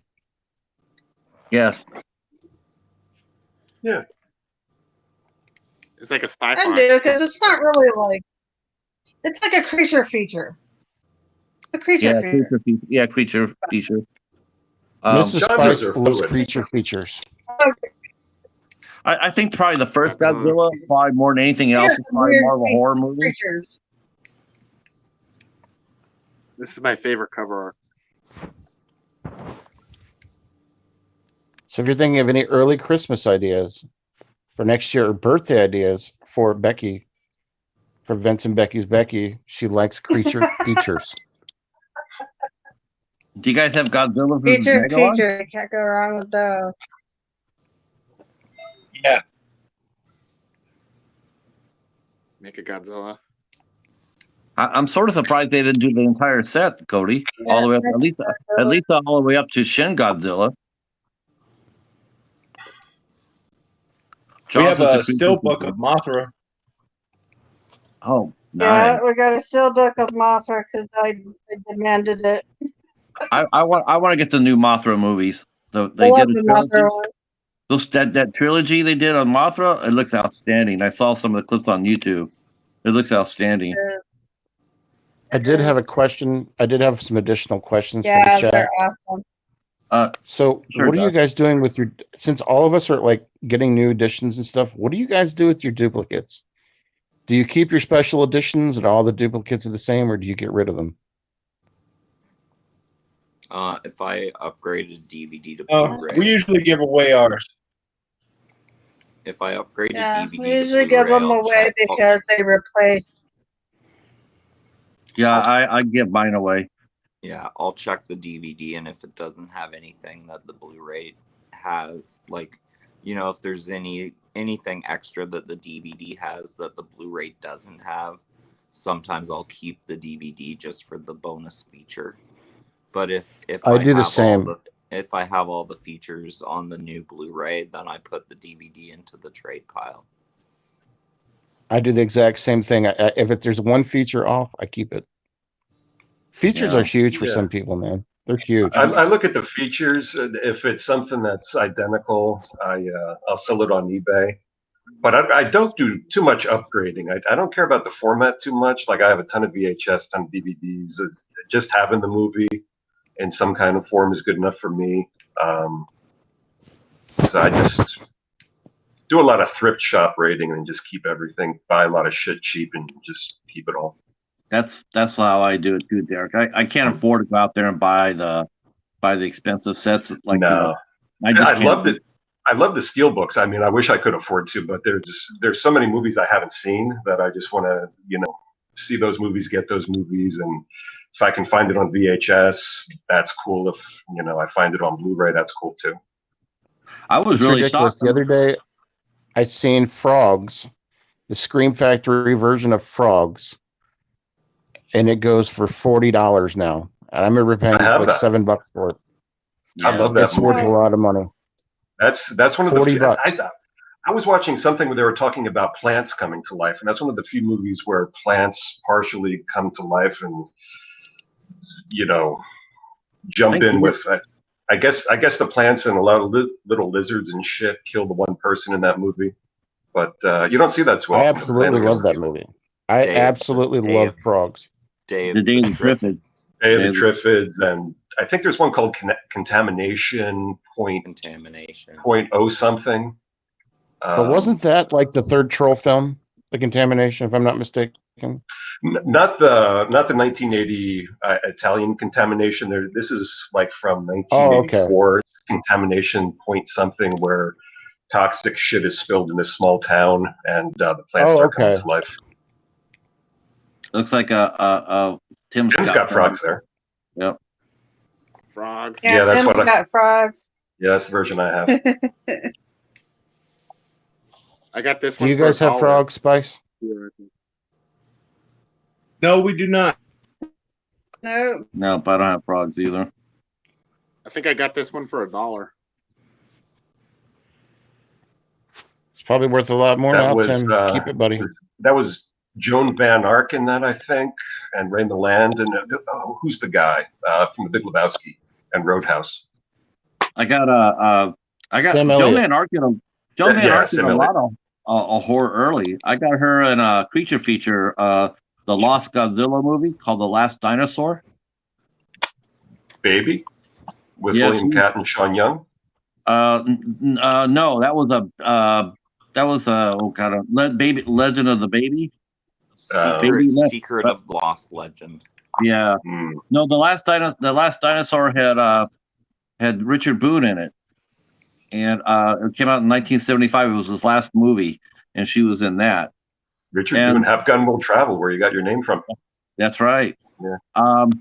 He did that movie as his last movie, and then Bass Rankin, who did all the cartoons, they produced it. It was their first live action movie, and they did it in conjunction with Toho Studios, who let them borrow suits and the Godzilla War. And so when you see The Last Dinosaur, you'll hear Godzilla. That sounds interesting. It's a cheese ball. It's one of those movies so bad it's good. It's one of those, Richard Boone what was the movie he was in? I Eat Your Skin, where he works at a cemetery and he puts a pin on the wall in a plot in the cemetery, and when he does, the person who owns that plot dies. That's House by the Cemetery. No, this was a black and white movie. He would have made it probably right before he did Have Gun Will Travel. Oh, I think it's called I Eat Your Skin. Isn't that House by the Cemetery where they put the pins on the map and shit? It's called I Bury the Living. Isn't that House? I Bury the Living. That's it. Yeah. House by the Cemetery is the doctor who lives in the basement. Who's Dr. Freudstein. Dr. Freudstein. And the little ghost girl that visits, and it's got that annoying kid. That's right. That's right. Well, the premise sounds similar. Bob. Yeah, I Bury the Living. That's actually a pretty good movie. I think it's probably I Bury the Living is fantastic. I Bury the Living, I think, is public domain because I have it on one of those Mill Creek box sets. Who was it? Who does that? Martin does that. Romantic theme. He gets those big old block sets and he goes through all the movies and then reviews them all. He's got Street Fighter 2. Huh? He's got Street Fighter 2. Does yours have the red thing? Oh, wow! Look at Tim go. No, it doesn't. Becky and Vince, you guys are into martial arts, right? Movies. Oh yeah, big time.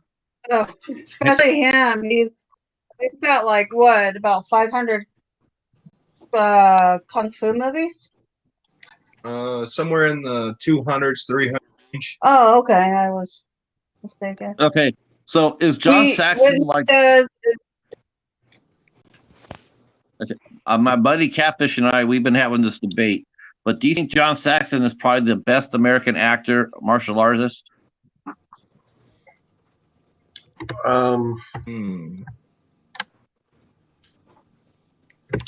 American actor, martial artist. Yeah, I'd have to agree with that. Yeah, he was like probably the best, of all the American actors who did martial arts. He's probably the best one. Well, Vince, what do you think, man? You had Jim Kelly from Enter the Dragon and Black Belt Jones. Yeah, but he died in Enter the Dragon.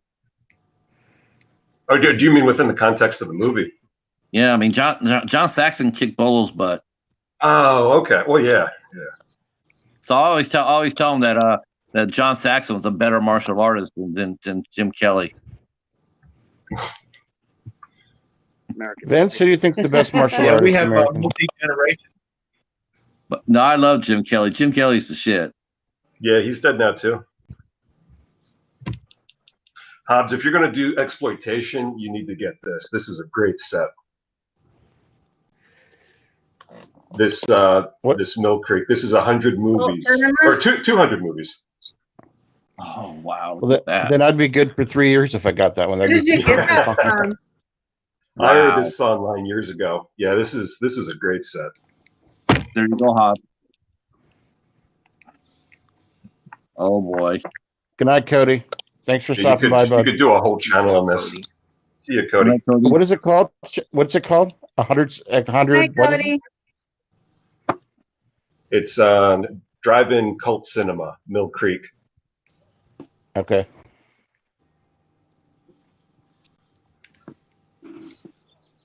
I'm just trying to go outside the box a little bit. I feel like I've reviewed like a lot of the mainstream stuff already. That has every genre you could possibly want to review on there. It's interesting to see a lot of people are changing some of their content on their channel and trying to do something new this year, like something different. It's interesting. Everybody's doing like a different type of like segment, which is pretty cool. I think. Less than 50 cents. That's a great set, Derek. Yeah, I love that. David said, "Don't forget about Kareem Abdul-Jabbar." That's true. Yeah, that'd be Somebody- the last thing that we can buy. Did you I'm gonna ever save see it Somebody for cutting later. out in the Oh, chat. okay. Somebody cutting out in the Huh? chat. Do we need to have somebody exit out and come back in? Can you hear me all right? Can you hear Can me? you hear me? I can hear everybody, but I think Horror of Spice, I think you guys are cutting out. Are you guys Yeah, cutting we'll out? be right Can you back. hear us okay? Okay, come Yeah. back in. Okay. Can everybody hear everybody okay? I can hear you, Josh. Yeah. Clear. Okay. I was having a hard time hearing them. Were you guys? Their image is a little choppy.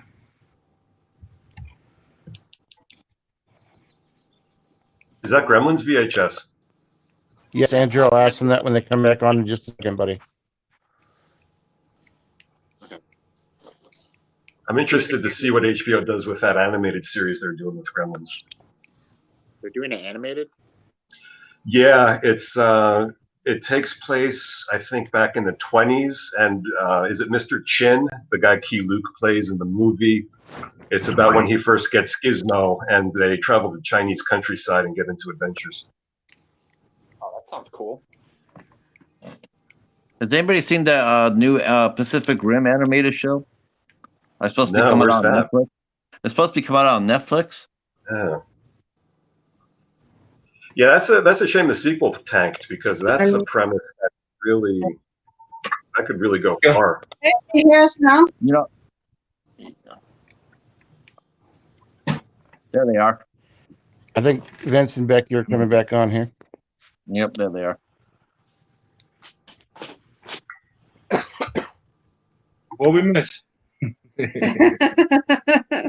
Hey, we got a question for you guys in the chat. Andrew wants to know.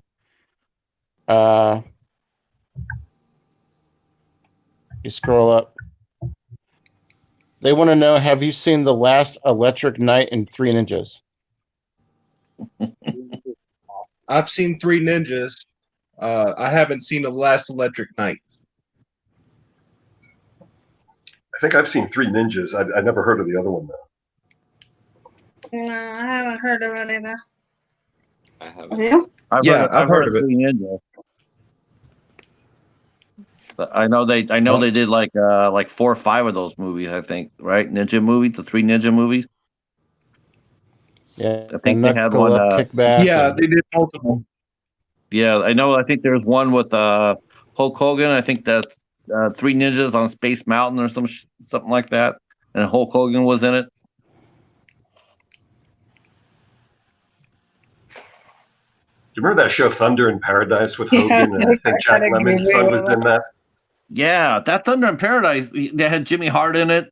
I think it actually ran for a couple of years. I'm not sure It if it did. ever got I'm not sure if it ever got a home release. I know that I saw. It is on DVD. It's really cheap too. I got it one year and I turned around and sold it on eBay. It was much better in my memory than it was watching it now.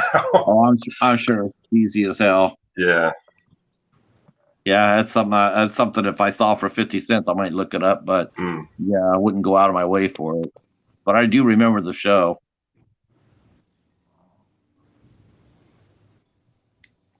Tim's only gotten through half of his collection, guys. Yeah, He's if still anybody finishing. ever, if the you ever want to trade with us or get in contact, the best way is Spice on Instagram. Yeah, just send us a message. If you're looking for something, maybe we have it. Are I you like gonna those do? posters in the background there. Are you gonna do collection overviews, Vince? And Becky, are you gonna show off your? It's kind of hard for us to do a collection overhaul. For space reasons, I take all my discs out of the cases and I put them in little folders. Oh, And then we store away do that too. all the. This is fun. Yeah. We're running out of space still. I do that too, but I'm still going to do, like when I do content, I'm still going to do videos about that because you can just open it up and go through the movie, and just talk about the movie itself, which is the most interesting part. Yeah, we could do that. That'll be What up, fun. I Andy? have to break that up in multiple videos. Yeah, I got a ton of see martial those. art. Miscellaneous Monday. Yeah, I'd like to see a martial art collection. Hey, Nate. I got enough to fill up one of my folders. At least. That's crazy. yeah, you should do that. Miscellaneous Monday. As far as horror movies go, we've got 830, almost 840 horror Holy movies. shit. That's a lot. Yeah. That's a lot of movies. We've collected them over the years, though. We've collected them. We kept on going to Super Pawn, and they'd have like these dollar sales on their DVDs and stuff, and we were just like snagging every horror movie that we could find when we started out. Mm-hmm. Did you ever think that you'd be on a YouTube channel down the road? Did anybody Did you ever think you'd be on a YouTube channel talking about it down the road? Not really, no. Watched every single movie that we own. Yeah. Same. Wow. In this past year? Since the pandemic? No, just over the years. I would say that would be over a 5-year period. That's a hell of a marathon. Yeah. hard. Man, I know some people can watch 2-3 movies a day, and I was like, wow, I can't do that. I might be able to go. I might be able to go 2. I've been watching so much on YouTube lately. I just haven't even been watching television or movies or anything. It's just a ton of content on YouTube. Hey, Horror Spice, Andrew wants to know I'm if the you guys are opposite. subbed to Them Fighting Words channel. This is a Oh fun- no, Oh, but we will. All right, Dave. Yeah. Thanks for stopping by, buddy. Have a good night. Bye, David. Bye, Sam. See you, David. Knock stuff over. Snoop Dogg. I love Bones. All right, Hobbs. Getting a lot of questions for Horror Spice is the ones running the show tonight. They're getting a lot of questions. Are you out, Phil?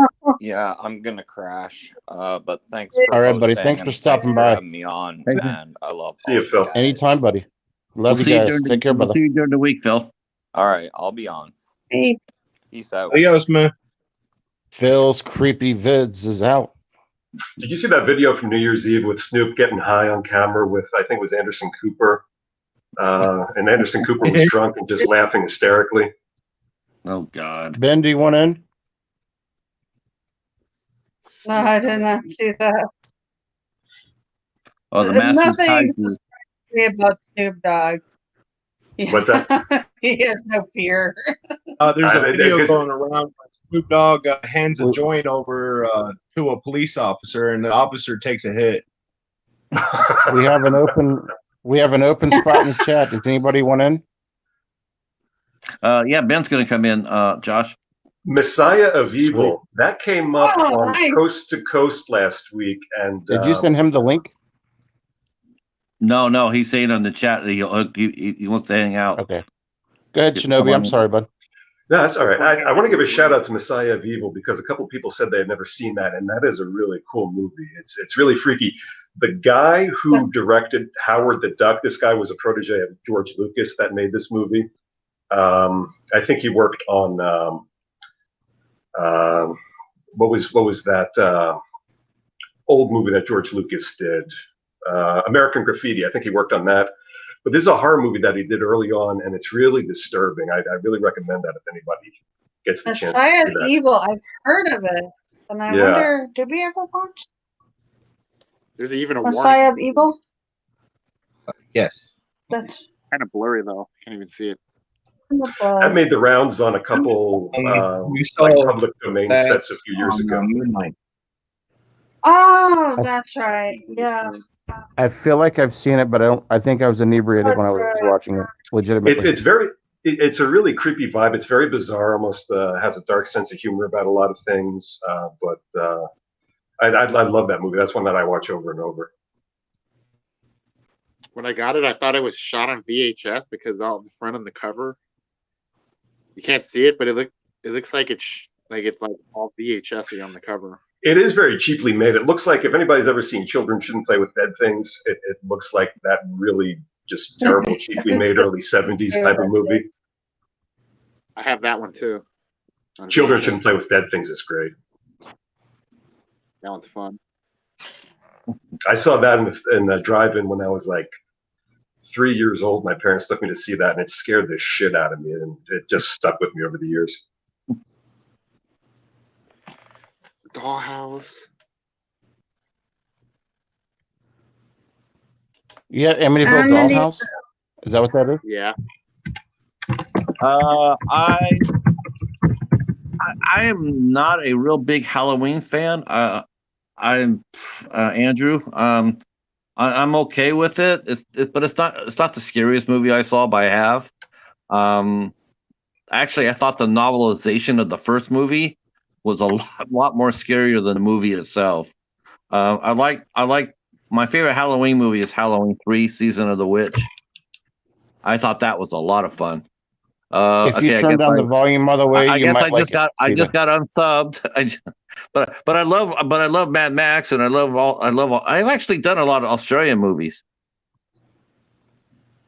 Man, Max is awesome. We have all the I love Halloween I love Mystery films. Road. And I love Mystery Road, Andrew. up here we have some figures. Oh, Patrick, you have the novelization to Halloween. I did. I actually Cadaver bought Club has that. entered the room. I actually bought the Ben is in the room. novelization, and I read Oh, it, there we go. and it was spooky. It was really well written. It was spooky. I picked that up at a flea market a few years back, and I love the way it starts because it actually ties into what they tried to do with Halloween 3 by making it almost like the Sam Hain with the Celtic tradition and everything, that spirit possessed Michael Myers. Because there's a little blurb at the beginning that goes into that. Right. I haven't seen that book at all in years. I had it, I bought it when it first came out of the paperback, but that was like 35 years ago. Oh, Ben's here. Hey. Where's our buddy? Who, Geigen? Yeah. Oh, he's chillaxing. I see He's him. in the house. Favorite Robo chickens in the house. I was wondering if you guys are. This one's good. Oh, hell yeah. Oh, yeah. Young Tom Hanks. This one didn't feel like a horror movie to me, but it says No, horror on it's it. a made-for-TV. Is that still sealed? No. Oh, wow. Oh, no. I see. It's still It's had the fun, though. plastic on. When I get them, I try to keep the plastic on them. Can you see this I all open them. So what's up, everybody? Oh, look at that. This is my first figure right here. Nice. It's all over. It's all downhill from here, dude. Yeah. I had to do a double take on that. I couldn't believe it. We're just comparing collections. Tim has gone through half of his collection tonight, and Oh, I've seen it. I've been watching, man. I don't know, man. I've been Tim, waiting for you. Tim, That's show us your right. I IoT just have my collection. xenomorph cream look at everybody that enters our room. Ben, do you doing, ever do a Derek? spray on your wall? Got a naked figure. No, that's a tape drawing. It's just like a perspective drawing of a cube, but the perspective looks all fucked up unless you're standing in the right place. With a shadow on the ground, basically. Hey, Hobbs. What up? Hey, tell him that Right you got here. a celebrity guest. You got a celebrity who jumped, who commented on one of your reviews.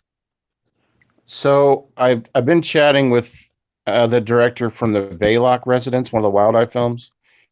He actually was going to come on tonight potentially if he had some time, but he never got back to me with his email. But he commented on one of my videos. He was going to come on tonight potentially, maybe next time. So that's cool, right? You tag Wild Eye in all your videos, right? So they can see what you're saying about them. I need to get more of the wild. Yeah, I've had a lot of good ones, and I've had a That's couple. cool. Well, they do respond sometimes, like on if you do like the reviews. So, he got a hold of me a couple of days ago. Was like, glad you liked the film and stuff. And I asked him, hey, would you come on the chat tonight? And he's like, yeah. He's like, let me send you my email, and he never sent it to me. Now at Stark was snagging a lot of intros from celebrities. They had Dee Wallace and Tony Todd, and I think Tom Savini. Yeah, I love how they use that. They use that cameo to promote their channel. I think it's very smart. Yeah. Well, I plan on doing some conventions for sure this year, and if I can get them for a little bit less cost than the cameo price, I'd be fine with that too. Some of those cameos are expensive, man. Yeah. Do you think really they charge nice. to do those channel intros? Do they charge for those channel intros? Cameo. They charge. Cameo is a paid service. Yeah, it's a lot of money. But I got Felissa Rose to say thank you and goodbye, Mothra, and also David Howard Thornton. So Oh. I thought they were just contacting them. And they were like, well, these people seem cool. What the hell? I'll shoot a little video for them. No, I mean, if you're at a convention, I'm sure they would do that. I've gotten video and pictures with celebrities, but like to do a cameo where they'll promote you, I think because they also have a cameo link in their videos. I went to the site, and it's like to get It's Crispin expensive. and Glover, it's like $250, I think, for Oh shit! 5 minutes. Because I know they weren't, because D. Wallace was talking about shutdown and the pandemic and everything, so I knew it had to be something relatively. I wanted to get Judge Reinhold. Judge Reinhold's $125 for a 5-minute comment. Judge Reinhold's getting arrested at the airport for possession. Really? Possession Yeah, of what? He got arrested a couple years ago. I think he had marijuana, and they went to arrest him, and he got into a fight with the authorities. This was maybe in the past 5 years. Wow. Yeah, fight with the authorities. Like you're gonna win. Like he was intoxicated at the time, and he was just like, "I'm Judge Reinhold, bitch. You don't do this to me." And maybe he didn't know that he was a Beverly Hills cop. I know, they didn't know he was like the 7th lead in Gremlins. I think that could have been Fred Savage in his body, for all we know. Children of the Andrew's asking how much did it cost for you to get Felicia to make a comment? Yeah. Oh yeah, I told him I just both her and David Howard Thornton just did it. When I met them at a con. Oh, okay, yeah, that's nice. Yeah, Felissa she's a sweetheart, man. She's super nice. Did you ever see the video that she did where she raps about the food groups? No, that sounds funny. Yeah, it's online. It was like just like in the late 90s, early 2000s. She was just one of a bunch of people playing moms in the video.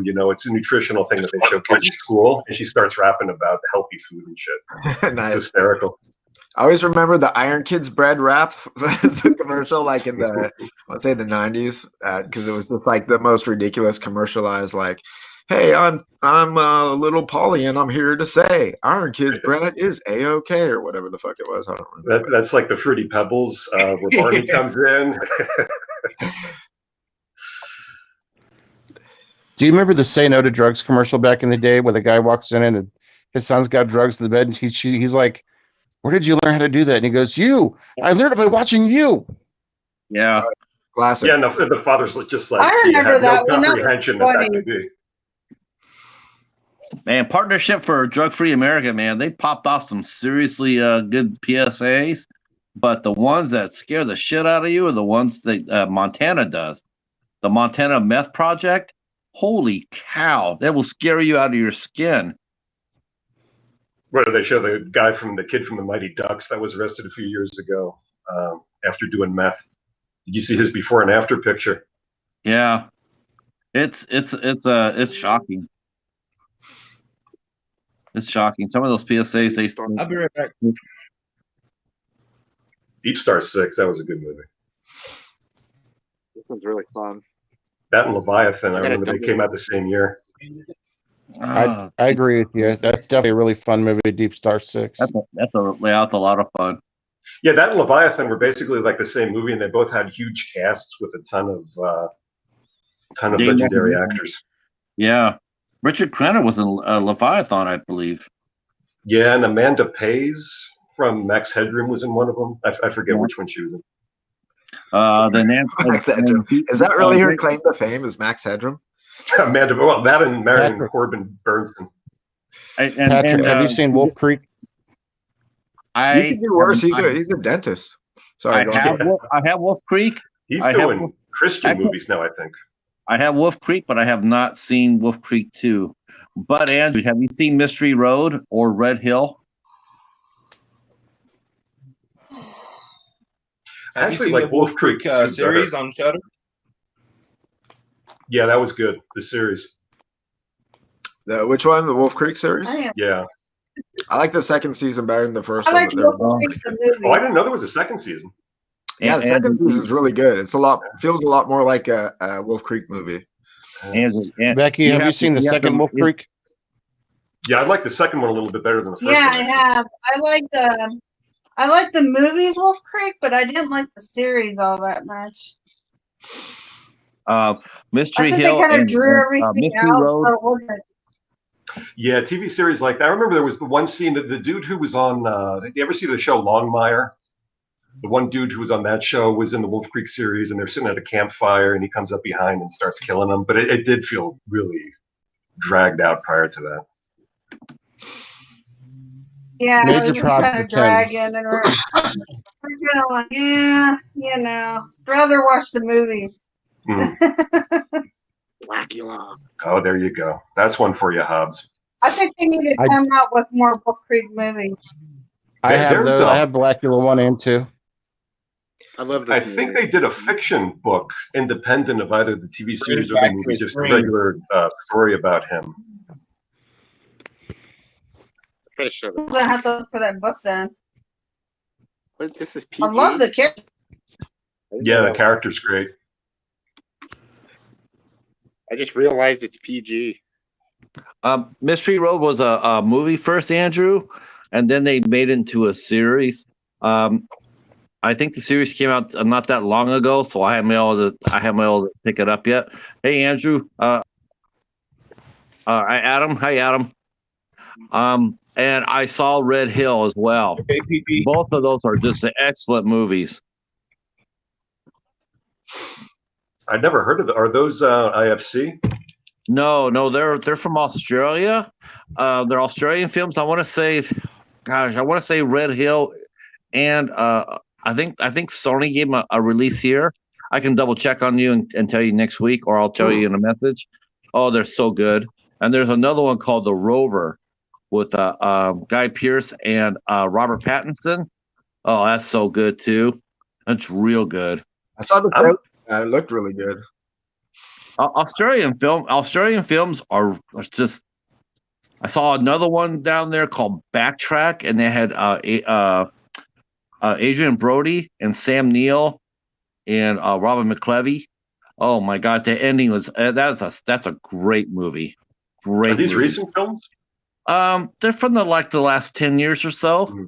I do a lot of blind buying over at Family Video, so I picked them all up over there. I knew nothing about them, and some of them I picked up from my library. The only thing I would say about Australia is sometimes you tend to see the same people a little bit too often, so that's sort of that's sort of sad. You like to see fresh faces, but Well, those it is an movies island. yeah. They also There's a always lot- kill dogs in their movies, man. Like every Australian movie has to have at least one dog murder. But nothing in the I think in Red Hill they had horse murder, but that was it. But not Mystery Road. We call those tall dogs where I'm from. Just kidding. I meant to actually review those movies and I never did, and I really should probably go back to do that because I really enjoyed them quite a bit. Now, these are thrillers? Yeah, mystery thrillers, yeah. And they're so Red Hill that'll choke you up. Red Hill is the ending is so powerful. It's that'll break your heart. But it's a great movie though. Andrew says Loved Ones is great. And it is. And there's a dog murder in it. Yes, Oh. I have that. I just got that from Dollar Tree not too long ago. That is a good one. Yeah, it is really good. I can't do the dog murders. I don't like dog murders. I just can't do it. Yeah, I don't like doing animal stuff either. I can't do that either. This one's actually in 3D. I mean, I'll Just watch a it. movie. I'll just fast forward through. I will say I know. it was a fictional dog murder. So there is that. I know. I mean, it's better I than really was Cannibal just being Holocaust, silly. where it's actually animals getting killed. I was being half serious, but yeah, you're right. I mean, it is. I'm triggered. Just as long as there's no cat killed, it's all I'm right. triggered. Oh, Triggered. Have you guys, Becky and Vince, have you watched Triggered yet? Oh, that's the Wildlife movie you like. No, not yet. That's next week. Yeah, That is my that's fine. second favorite Wildlife film ever made. behind Wheezy Shark. I should see if Wildlife No. wants mine. Darkest Reigns. Our review Jonathan- on Darkest Reigns on Wild Eye Wednesday. We went over that one. for this week. That one's a good one. That's fun. It's a little cheesy, but it's fun. So we'll It's look at okay. Triggered next week. Ape. Isn't Ouija Shark your favorite, Bill, Josh? Hell no. What was Wake There's and also Fright? what Shark Exorcist. Yeah, I've heard about that one too. I've got Sharkenstein. I still got to review this year too. Oh, I had that's a great one. Do you have that I three love pack of Sharkenstein, Right to the Lost Shark, and Shark Exorcist? Oh yeah. Yes, Shark Exorcist made my bottom 10 this year. It made my bottom 10. Really? I hear there's a new slasher coming out called Phantom of the Oh, Shark. No, I'm just kidding. No, there is one called. I thought they already made that. There is a new shark movie coming out called Shark of the Corn. Sharks of the Corn. Yeah, Sharks of the Shark Corn. of the Corn. Oh no. Yep. Shark on the Cob. Sharks of the Corn. What were I some thought when I saw Avalanche Shark and it's a wild eye, I thought that was just that should have been a wild eye.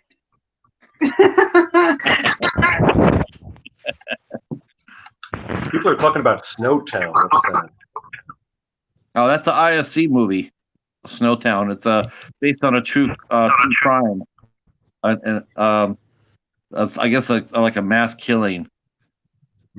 I have that. Tim, do you have Snowtown? No, I don't. Tim, think, show us no, all your Wild Eye films. He did. He did. It shows all your ISCs, Tim. I think Tim is buried under an avalanche of his tapes. Tim's so proud of his collection. I love it. I really do. I love it, though. He's so proud of his collection. This one. He takes better care of his stuff than I do, unfortunately. I'm trying, but I would never keep my stuff as clean as his, like no marks on his discs or his cases, nothing. I try to do that too. I used to be precious about shit being a comic book collector, but I'm too old to give a shit anymore. We got this one. That's a fun movie. I said that before, but I got to tell you that movie is a love letter to the 50s. You guys will love that if you guys pick it up. That's a fun movie. What's it called? Dark Tales? The Wild Eye, the creature from Cannibal Creek. It's like a homage to the old 50s creature features. It has a little bit of homage to the Texas Chainsaw Massacre and Friday the 13th. Oh Lord! Good old Amityville Island, right there, baby. Tim. Amityville Island. No, Tim. No, Tim. No, Tim. Patrick's been triggered. Triggered. There's no. This one's pretty good. No, Tim. I've never seen Come False here, Flag. Animus. I saw Horrific Nightmares JM review that one before. False Flag. I almost had an What's up, intervention. APB? APB We in the almost motherfucking house. Mm-hmm. Yep. This one's funny. This is like a horror comedy. I have a bag of just Dollar Tree movies I haven't even brought myself to watch yet. Oh, bring them on out. Show us. We'll tell you. We'll tell you if you got it right or not. That looks like a lot of This fun. is an honest group. They won't. We Yeah. don't hold back. We'll give you the honest truth. If it sucks, it sucks. Apocalypse is very fun.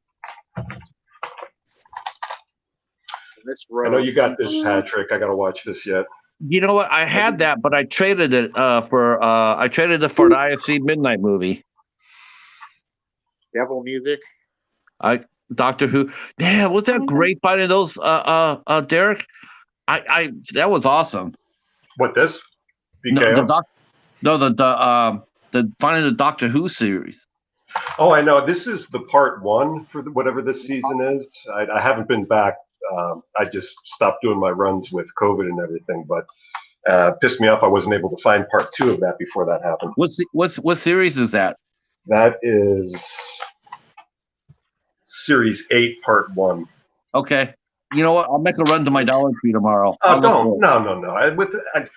No. No, it's those Dollar Trees are germ breeding grounds. You don't want to go in there right now. Robo. This is a Bobcat Goldthwait movie. Are you showing Robo Woman? Oh Lord, Tim. Oh God. No, Not by Tim. that, just based on the cover. No. Tim, no. No, Tim. No good. No, Robo Oh, Woman. oh, that's horrible. That's They also provide. just put up the trailer on it and yeah. Swelter's awesome. That's This a is the great one with movie. the Van Damme Yeah. co-starring.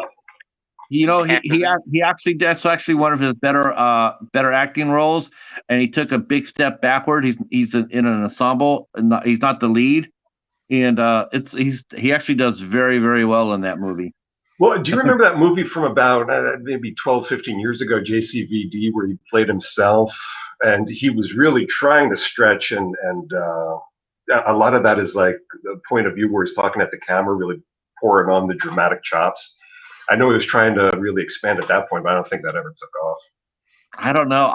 It's funny because it's funny you mentioned it because, like, I'm sure Vince will agree with this, but one of the best Jackie Chan movies I've ever watched was the one he did called The Foreigner. You know, he can't do all that. He can't do all that fighting like he can. But The Foreigner, it really brought the focus on his acting. No, but The Foreigner really brought the focus on his acting. And he's a really good actor. He is. And then he did, that was the one with Pierce Brosnan, right? Right. Yeah, that was good. That was really good. I got 2 copies of Scrawl, too.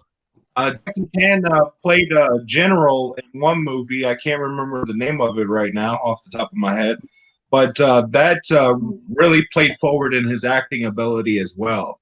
It was made by Dragon Dynasty Company. Okay. I think I have that. We have a lot of Dragon Dynasty. Is that the new one? It's called Vanguard. Is that the one he did? Replace the general. I haven't seen that one yet, but he did play a general before as well. I'd have to go through my collection to find it so I can show you the disc. But is it on this set? This one was fun. Weird friction. I think it says. Yeah, I think it's on that set. Yeah. Is that the Jackie Chan 8 movie collection? I got that. That's. Have you guys And seen I started watching this. This is the second season. I'd never even heard of this show, but it was unwatchable. I couldn't even get through it. Oh, really? Yeah. I got the whole series. That's Laura Vandersloot. Not good, huh? Is it worth looking at again? I like her. Though. Now there you go, Tim. There you go. Now you got a good one. That's my favorite Wild Eye movie right there. The Velocipaster. That's my favorite one. No, Tim. No. Keep going. Keep going. I like how this movie has miniatures and stuff. Hey, Hobbs, we gotta get off here, man. It's time for us to go to bed. All right, guys. Thanks for stopping by. We'll see you next weekend. Next All week. right, guys. Nice meeting you guys. See you next weekend. Bye-bye. Good night, guys. Good night. Predator World. This one's fun. Ben, tell him, Ben, that dinosaur movie. No. No way, dude. Not the dinosaur movie. Andrew, do you want me to send you a link? This one was fun. Have you seen Predator World? No. Or Interweb Kaiju, do you want to come on? Get Casey on here, man. I hadn't seen that one before, Derek. Good night, Interweb. That was a Mario Van Peebles Clownado. This one's fun. I'd watch that. Demon. I hear that's okay. Demon Hunters. Yeah. Again, I just I don't know. I've been aside from just horror, I watch a ton of shit on YouTube all day, politics, other shit that I collect, and it's just I just don't watch movies as much anymore. Yeah, I So- stay I stay away from the politics. I just I'm 'cause you know what you know what it is. It's not politics anymore. It's really not. It isn't, and people think it's politics. They're missing the whole boat. It's a belief system. I'm very leftist though with progressive politics. So I just like keeping on track of what's going on with that, independent of the whole shit show going on elsewhere. But yeah, I just watch that shit all day. Yes, Tim, that's a good one. That's my Which one's that? second favorite Wild Eye movie right there. Which one was that? Carousel. Okay, Andrew. Carousel's awesome. This one's really fun too. Amityville Doll Factory. That's a good one. Yeah, Doll Factory's good. Is that an Amityville? No. That you're thinking about Amityville Dollhouse, Josh. No, this is a Doll Factory. Yeah, that's actually pretty good right there. It's funny. I love it. Yeah, I liked it too. I thought it was a lot of fun. Oh, I showed you this one earlier. No. Rage of the Mummy is pretty fun. Oh, I got that. You hear that, Josh? Rage of the Mummy, pretty fun. I did not like. Those were a hard watch. I want to say that was partly the reason I gave up watching movies for a while after I watched that collection. Right now. that turned me off the film. Vampire War. Oh shit! He thought that's what movies are going to be like out in the big screen, like when they. Believer? No, I don't got that one. I don't like this one that much. Like the audio is really bad for that one. So not fun then, right, Tim? It's not fun. This was good. If anybody's seen this. Nope, haven't seen that one. But you know, Dollar Tree is though you never get the same movies. You never get the same movies.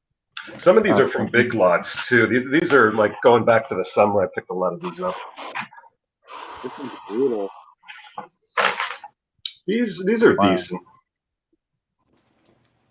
I heard about Sky Sharks. Is it pretty good? This one's fun. It's about Nazi zombies riding flying sharks. Oh, I'm so there. Maneater's great. Maneater there in the middle, Derek. That's a fun movie. That's a fun movie. And the spider one, Clarence Henderson, was cool too. Watch out, boy! She'll chew you up. That has Dean Cain in it though, so just be aware of that. Which one?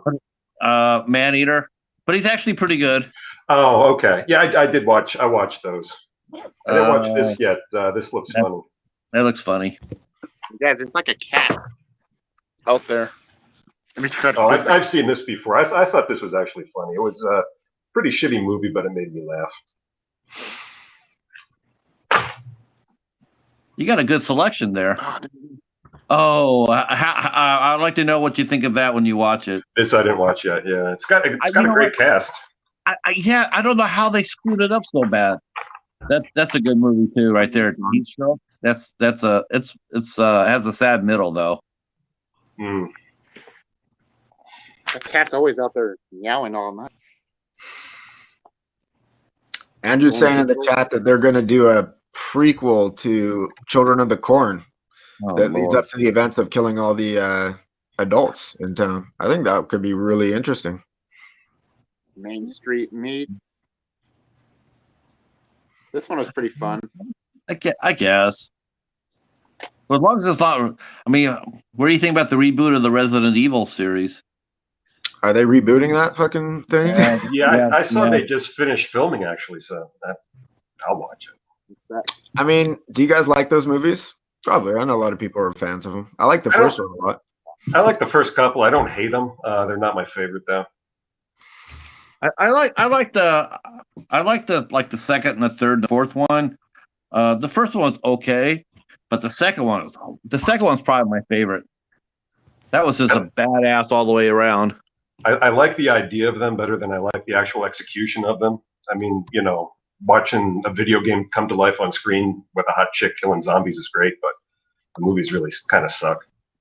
Yeah, they kind of suck. Yeah, You didn't like any of them. I like the. I like the I love the first one. First one was second. outstanding. Yeah, I like the first one. I like the Even- second one. I thought it was a little bit quicker than the first one, but it was still, except for the laser part in the first one. Now that was badass right there. Everybody in the theater when I saw that, man, they were like, "Oh hell no!" You went to see it with Martin Lawrence. Martin.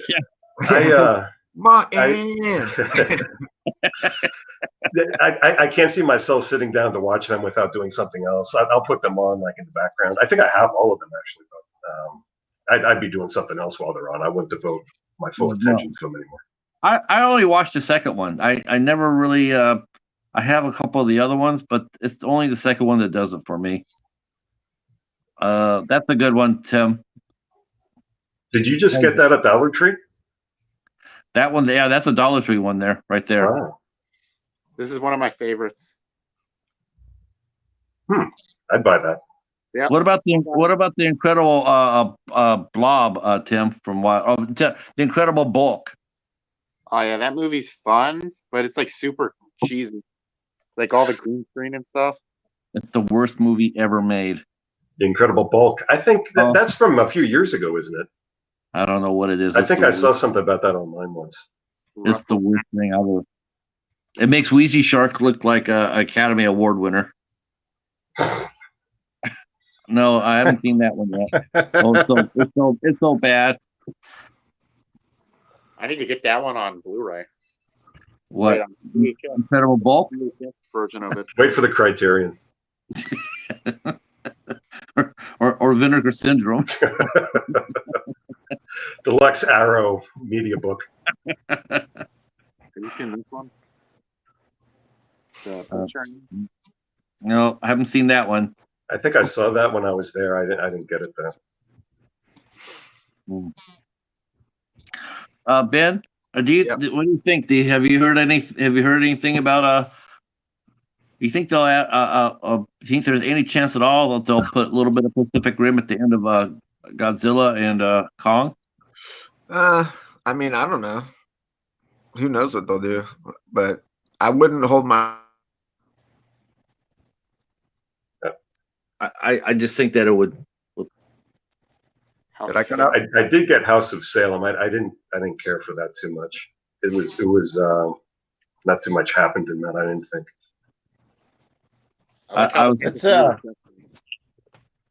It's one of those ones you have to like really. You have to like. It's kind of a slow burn. Yeah, and then the payoff, I just didn't think. You didn't like the payoff on the House of Salem? Yeah, I thought the payoff was awesome. But Pacific Rim and Godzilla, are they all Universal? Godzilla and Kong are Universal, aren't they? No, they're legendary. Legendary Warner. Okay. Oh, that's right. Yeah. They're suing Warner Brothers because it's going to HBO Max. That's right. So is Pacific Rim legendary? Yes. Yeah. Okay. So then they could theoretically do that. They really could. You always read about all these sites. There's speculation of what's going to happen, Howard Kong, and I mean, it really is sort of weird. I don't know how in the hell they're going to match Kong up to Godzilla when they established Godzilla has, I never could understand that fight anyway. I think that it was so one-sided. Godzilla hits him once with his breath, and it should be over with. I mean, the first movie wasn't like that. And yeah, well, they did that in the Japanese one. Remember, they gave Kong the electricity. Yeah, but he kicked Godzilla's ass basically. Yeah, Godzilla didn't use his breath as much as he should have. I mean, if he would have just sat out there and just like shot, if he would have used his atomic breath, for any length at a time, he would have killed him. Well, see, that's why he needed you in his corner, dude, giving him like advice in between rounds. You could be the Burgess Meredith to exactly. Give him how much how much you want to bet like Godzilla and King Kong are going to team up and take on like the military?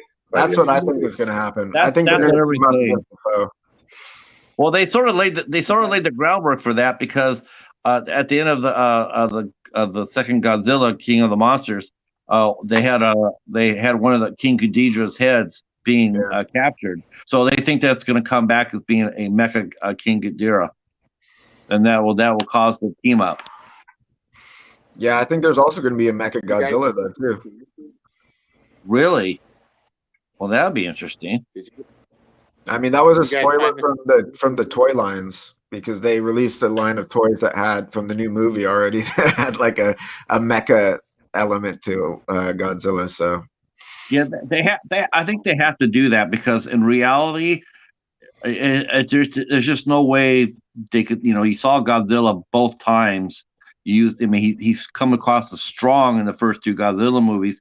No one's going to believe that Kong is going to go in there and do anything without any sort of gimmick. He's got to have some sort of ability to be able to survive.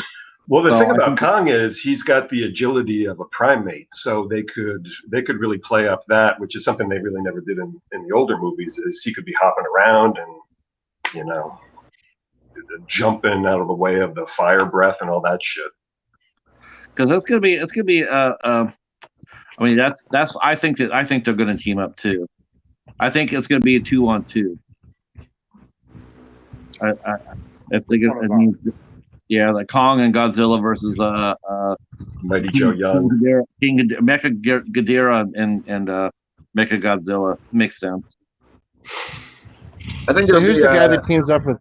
Who's the guy that teams up with the Godzilla that looks like the Tin Man? That's Jet Jaguar. He's like his best friend. Who's that? Jet Jaguar. Yeah. Okay, because I watched that one yesterday. He was an awesome character. Yeah. What did you think of that movie? You know what? I only got a chance to see like the last 45 minutes of it, and I loved it. Loved it. But the one guy was a robot. I couldn't think. I know what the hell his name was. Yeah, Jet Jaguar. Yeah, that's a ridiculous movie, but it's real fun. It's a hell of a lot of fun. I love how they square up with each other like they're about to have a heavyweight fight, and like they move around. It's just funny to me. Where Godzilla does the drop kick that shocked the world. Yeah, he did he did the Matrix kick, like he was up in the air and then like just started flying. Dude, I loved it. I can't wait to get my first movie. I can't wait. Yeah, you got a good one too. There's Megalon. Yeah. Look at that. What's coming out of Gigan. So that's just his Megalon right there. Beetle proboscis thing. Oh, okay. He's just like a beetle kaiju. From Zootopia.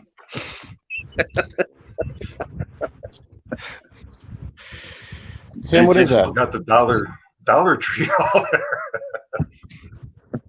Evil. I thought this was going to be like evil. anthology. Oh, Evil Tales. Okay. Evil Tale. Yeah, going back to the Dollar Tree haul, man, that was a lot of fun. For the Black Friday, they had so much out there. I mean, they had boxes and boxes and boxes of stuff this year. I'm gonna be starting to do that soon, but like I said, my Dollar Tree suck, man. They have like 30 titles and they're all kids films. Yeah, that happens. The different ways. I guess I sometimes gotta drive a little bit. They have themes, Josh. Like I've seen that too. Like they'll have one that's full of horror, and then there's one with just kind of kid stuff, and then dramas. I mean, believe it or not, it's like someone puts a little thought into it, but we don't get no store gets everything the same. It's all different. That's a little frustrating. When you do your Dollar Tree hauls, watch them first and then talk about it. Because, like, not just in the horror community, but there's a channel I watch called Geriatric Geek. Yeah. And a bunch of other movie channels where they get a big haul and then they sit there and they just like show the movies. Then they have no idea what they are. They've never seen them. And when you start doing a ton of those videos, when you subscribe to different channels that do that, it becomes repetitive. It's like I wish sometimes they had seen the movie so they could actually talk about it, because that's the most interesting thing is when you sit there and actually. I've actually told them that there's two other collectors that do that too. Mm-hmm. There's one guy named Peppermint Tribe. Yes, I've seen him. Yeah, he does that, and then there's a lady named the Goy Hunter, and I kept on commenting to her like, "Can you please review some of the movies you watch?" The Hawaiian Yes. is that a woman? I thought that was a guy. No, it's a girl. Okay. Yeah, she's very nice. Yeah, she seemed really nice. She does giveaways all the time. Yeah. And she actually worked in the industry for years. Once in a while, she'll talk about it too. She'll talk about a movie. She'll get a movie that she worked on or whatnot. Or if you watch her videos, she'll shove a jacket or a crew shirt that she's had on. So, but I'm like that too. It's like I don't want to just watch people just show me movies. I want you to tell me what you think of them. Right. And I mean, if you buy 10 movies, watch 3 and do a video on those 3 and then come back to it. But it's, because if I'm going to watch a video and comment, and this is something I want to consciously do with my channel, I want the content to be worth a person's time. I don't want to just fast forward and then say something, which sometimes with these haul videos is what I do. And I don't want to do that because it's not genuine and it's bullshit. I want to actually, I want to watch it, take something away from it, and make my comment genuine so I can support the channel. But when you just have the same hauls with the same types of movies, it just becomes repetitive. The Horror Hands does a real good job of doing this, and so does Lauren's collection. Yes. Yeah. Lauren's collection. Well, Lauren's collection, her in England, I guess, with some of the boutique labels she gets, they're works of art. So when she does the unboxing of them, it's really beautiful stuff. And Horror Hands, I love that little thing he puts there now showing. Yeah. And he really has thoughtful comments on the movies. I mean, he knows his shit. He knows where he's coming from, and it's interesting to hear. Yeah, his channel's great. Yeah. Hangman. That's interesting that you say that, because that's the reason why I subscribe to YouTube Premium. The way I can watch people's stuff and listen while I'm doing other things, so I can hear their thoughts. So I can watch videos. That's why a lot of you guys see me do thorough comments. I can listen to your thoughts while I'm trying to do other things too, because I'm very busy. So I try to listen to what everybody's doing. I need a new tinfoil hat, dude. I didn't know you could hear my thoughts. You get that 5G inoculation already? I hear to take over your minds. Yeah. Wait, so if YouTube Premium, you can on your phone, you can just listen to videos like their podcasts? Well, no, just say I'm pulling up one of your videos, right? And I want to watch your full video, but I want to hear your thoughts, but I also want to do some pay bills while I'm working and stuff. I can still listen to your video and comment once I'm done with it, and also do other things that I need to do online without having to be kicked off. The way I get you the full view, I get you the full view, and I get the comment, and I get to hear exactly, instead of just going and say, "Hey, nice video," click, and then moving on. Yeah, I understand that people have to do that. I get that, but for me personally, I like to watch people's stuff and be as thorough as I can when I can. That's what I create playlists for that. Like I have on my playlist, like I have for this right here, I have the midnight hour.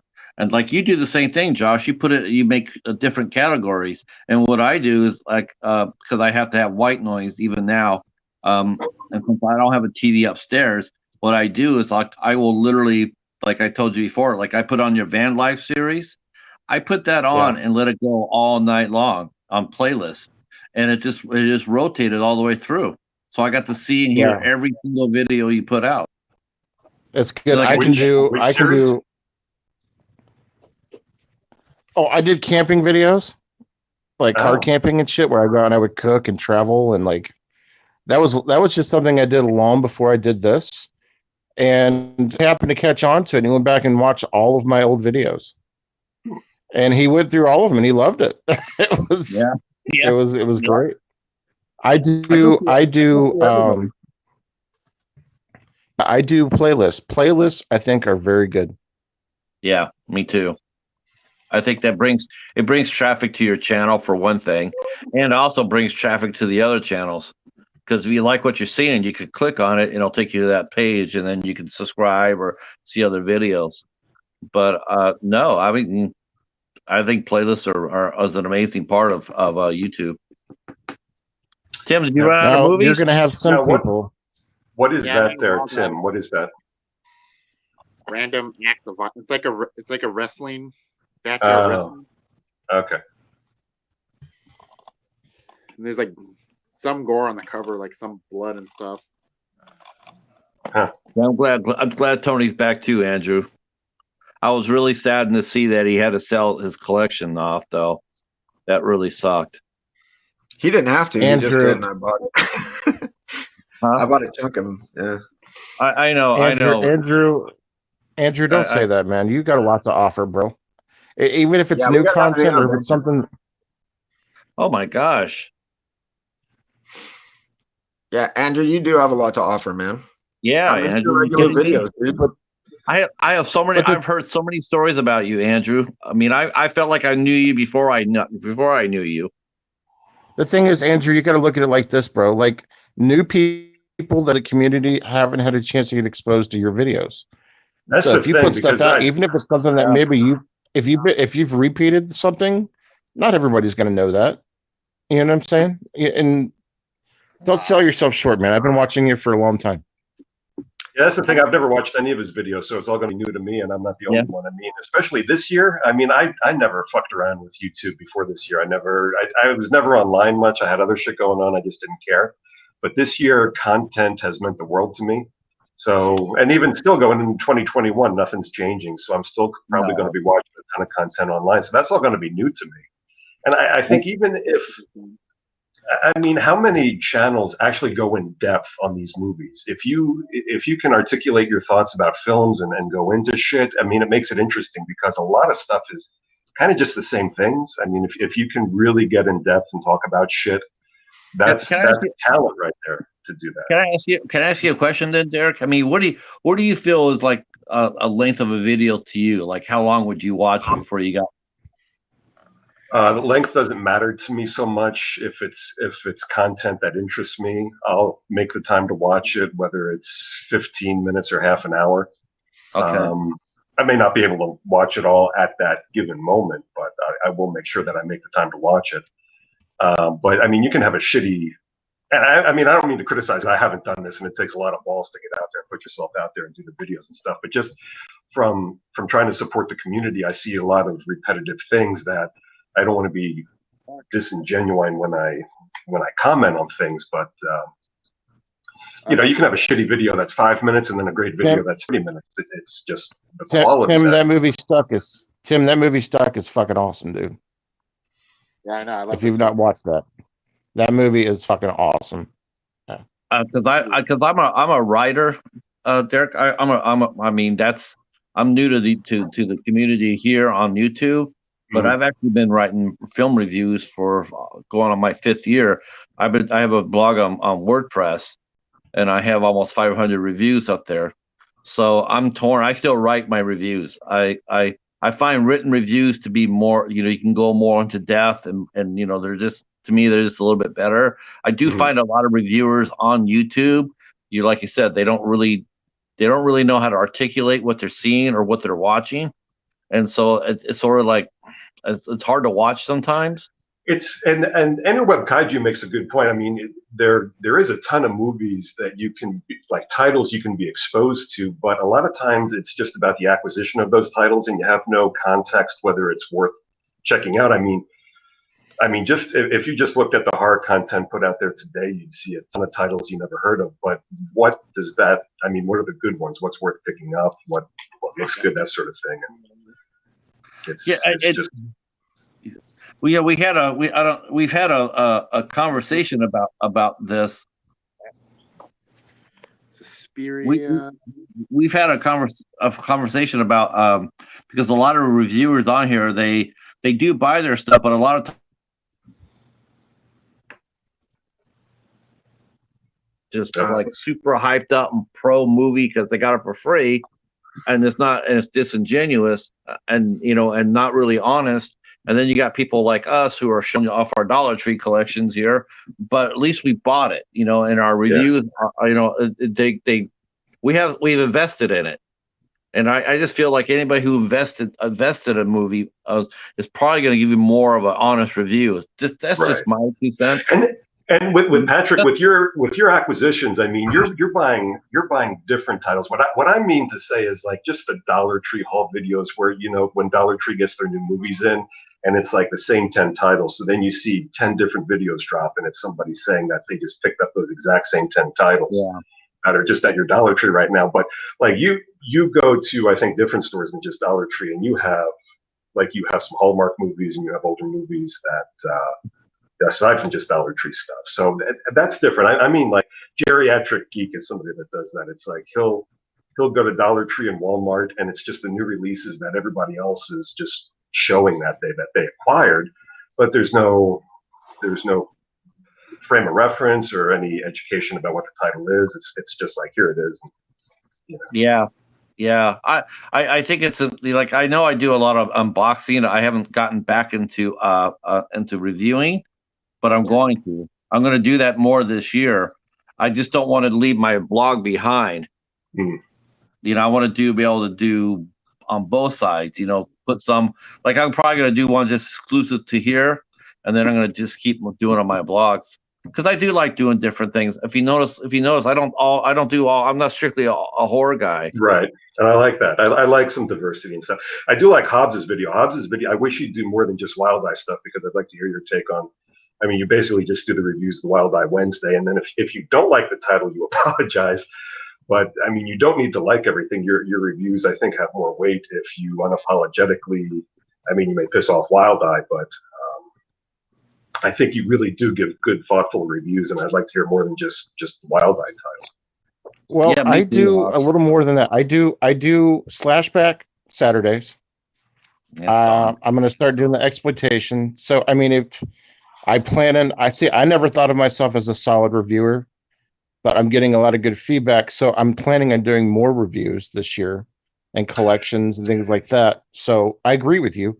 But the thing with me is a lot of the titles I do buy my Wild Eye, but I also get sent to me to review. And there's been times I haven't been so nice about Wild Eye films, depending on what it is. But I'm not going to completely bury a film, but I will tell someone or tell what I think is something that could be improved on the film. Right. But, I think all you need to do, like all you need to do to be an effective reviewer is have it come from your heart. You know, have an opinion that's not biased. Like sometimes I see a movie and I have a bias against the movie for some bullshit reasons to begin with, and I own that. But like if you lay down a review for a video, as long as it's coming from your heart and you honestly state whether or not you like the movie, it's worth listening to right there, I think.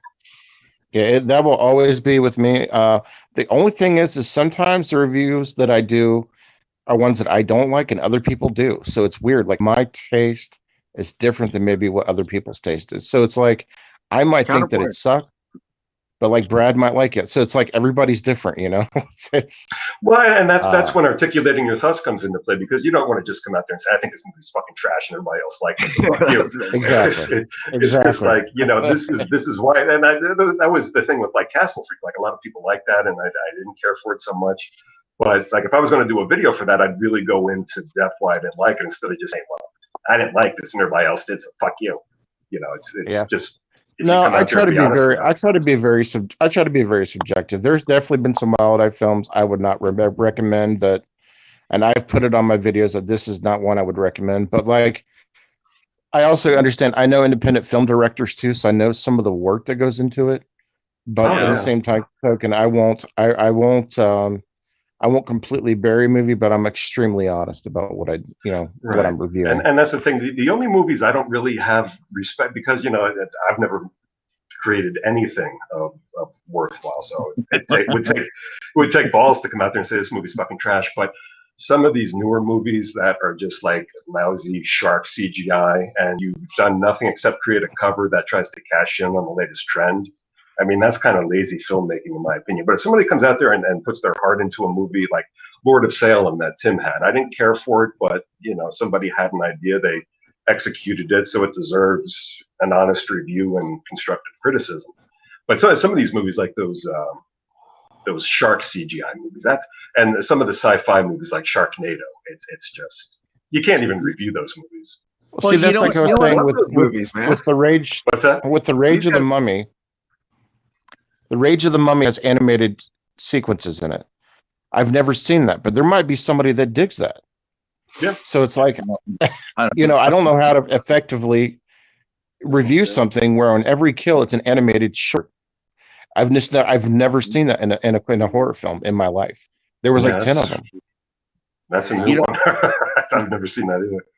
It's funny you mentioned that the shark movies, like I got sent to me by Mill Creek. I got a 7 or 6 bad shark movies and an alligator movie. And I was looking at it and I was sitting there going like, you know what?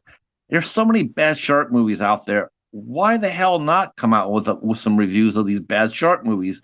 Because they're fun as hell. So I actually did that. I have bad shark movies. I review them, and some are better than others. I mean, there's some that are surprisingly, they have a little bit of heart to it. There's some thought to it. Of course, there's some that are just god awful. One that I think is fun that's a little older is Sharks in Venice with one of the Baldwin brothers. You ever see that one? I did. I saw that when it premiered on Sci-Fi Channel. It was Saturday night, the most dangerous night on television. I watched that. I think that's fun. It's kind of clever the way Venice is underwater, so you've got sharks there. It's really fun. Mill, and then it's funny. It's like I did the Mill Creek collection, and I got a couple other ones. And then just when I'm thinking, okay, and then Wild Eye started sending me some. I couldn't do some of them. I mean, there's some just I did Shark Exorcist because I interviewed one of the girls that was in it, and she asked me to review the movie, so I did. And then I got sent other movies from Wild Eye, so I did that. There's some I just can't do. I mean, yeah, some movies. I also look at my channel as history. If I know that I watch something, I log it. I put a video out about it. I can go back and I can maybe rewatch something, and my thoughts are there. Because opinions change sometimes on films. You might like something later on.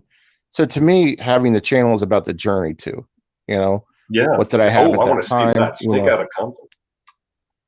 Snake out of Compton? Got to look into that. Oh, God, dude, I need that. No, was that a Dollar Tree pickup? That was just at Walmart. Tim, is that a Wild Eye? No, it's Lionsgate. Oh Lord, I gotta check it. Hey Tim, was the tagline today was a good snake? Was that the tagline? He didn't even have to use his AK, dude. Today was a good snake. And how much did you pay for that, Tim? $10. I had to get it because it looks so hilarious. Like the cover. I gotta look into that. Well, here's the tagline: "Get your snake on." I remember when the Family Video had that out, and the clerks were telling me that every single person that rented that movie came back the next day or that night and wanted their money back because they said it was so bad. Like this one? Yeah, that one. So what you're telling me is there was multiple copies of Snake Out of Compton at your Family Video? Yeah, they had 2 copies, and every single person that rented it came back the next morning or that night and said, "This movie's bullshit, and can I get my money back?" I mean, wow, that's not their responsibility to rent you a good movie. Yeah, really. I mean, it could have been people that just didn't like rap, had no frame of context for the content reference. Because when I go there, like right now, when I go to the Family Video, I'll look on the back wall when the new releases is out, and they have like Amityville Island there, and they have Amityville Clown House or Toy Box or whatever, and I know those movies are dog meat. They're dog meat. I mean, you want to go back there and say, you might want to lose those because those, people are going to get upset if they rent those movies. They're gonna bring them back, and they're going to be pissed. What you need to do is you need to get those, flip those, because people are trying to get those on eBay. People are paying $15 to $20 for those on eBay, bro. Seriously. Really? Yes. Well, if you can get it for $3, flip it. Wow. I really like the movie you showed before that. and Christ, I forgot what it was already, but Oh, yes, Banana Banana Splits. Splits. I enjoyed that. I thought that was fun. It was so fucking stupid, but it was a lot of fun. I love the See- concept of it. I love the concept of changing a children's show into a horror movie. And I thought it was a fun movie. It's pretty fun. It Yeah, got a lot of hype, so I think I went in a little overhyped, but it was fun. I saw they premiered on Sci-Fi Channel. I was like, Oh, I got it from Redbox that came out. So that was a sci-fi movie? well, they took some of the violence down. They toned it down, but yeah, they premiered it like within a week after it came out on the stores.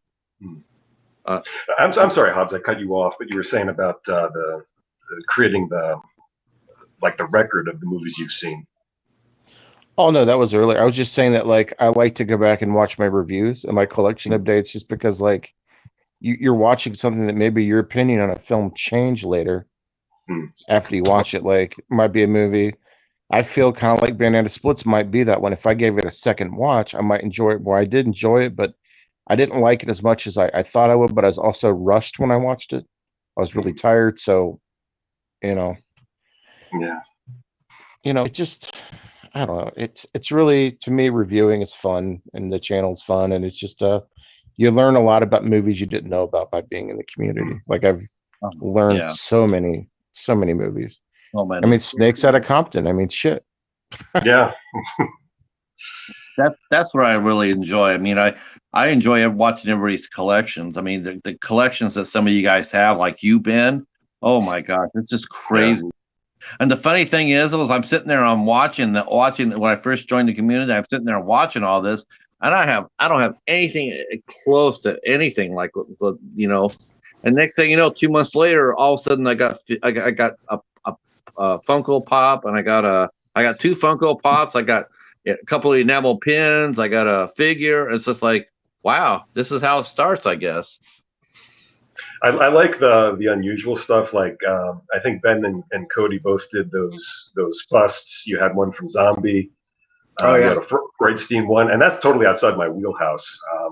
And those were beautiful things. So I love seeing that kind of stuff. Yeah. This is the wild movie I forgot. Show IC collection, Tim. Okay, I think I have like only 3 of those. Not everybody has 275 like you, Patrick. Yeah. Patrick on stock in IFC.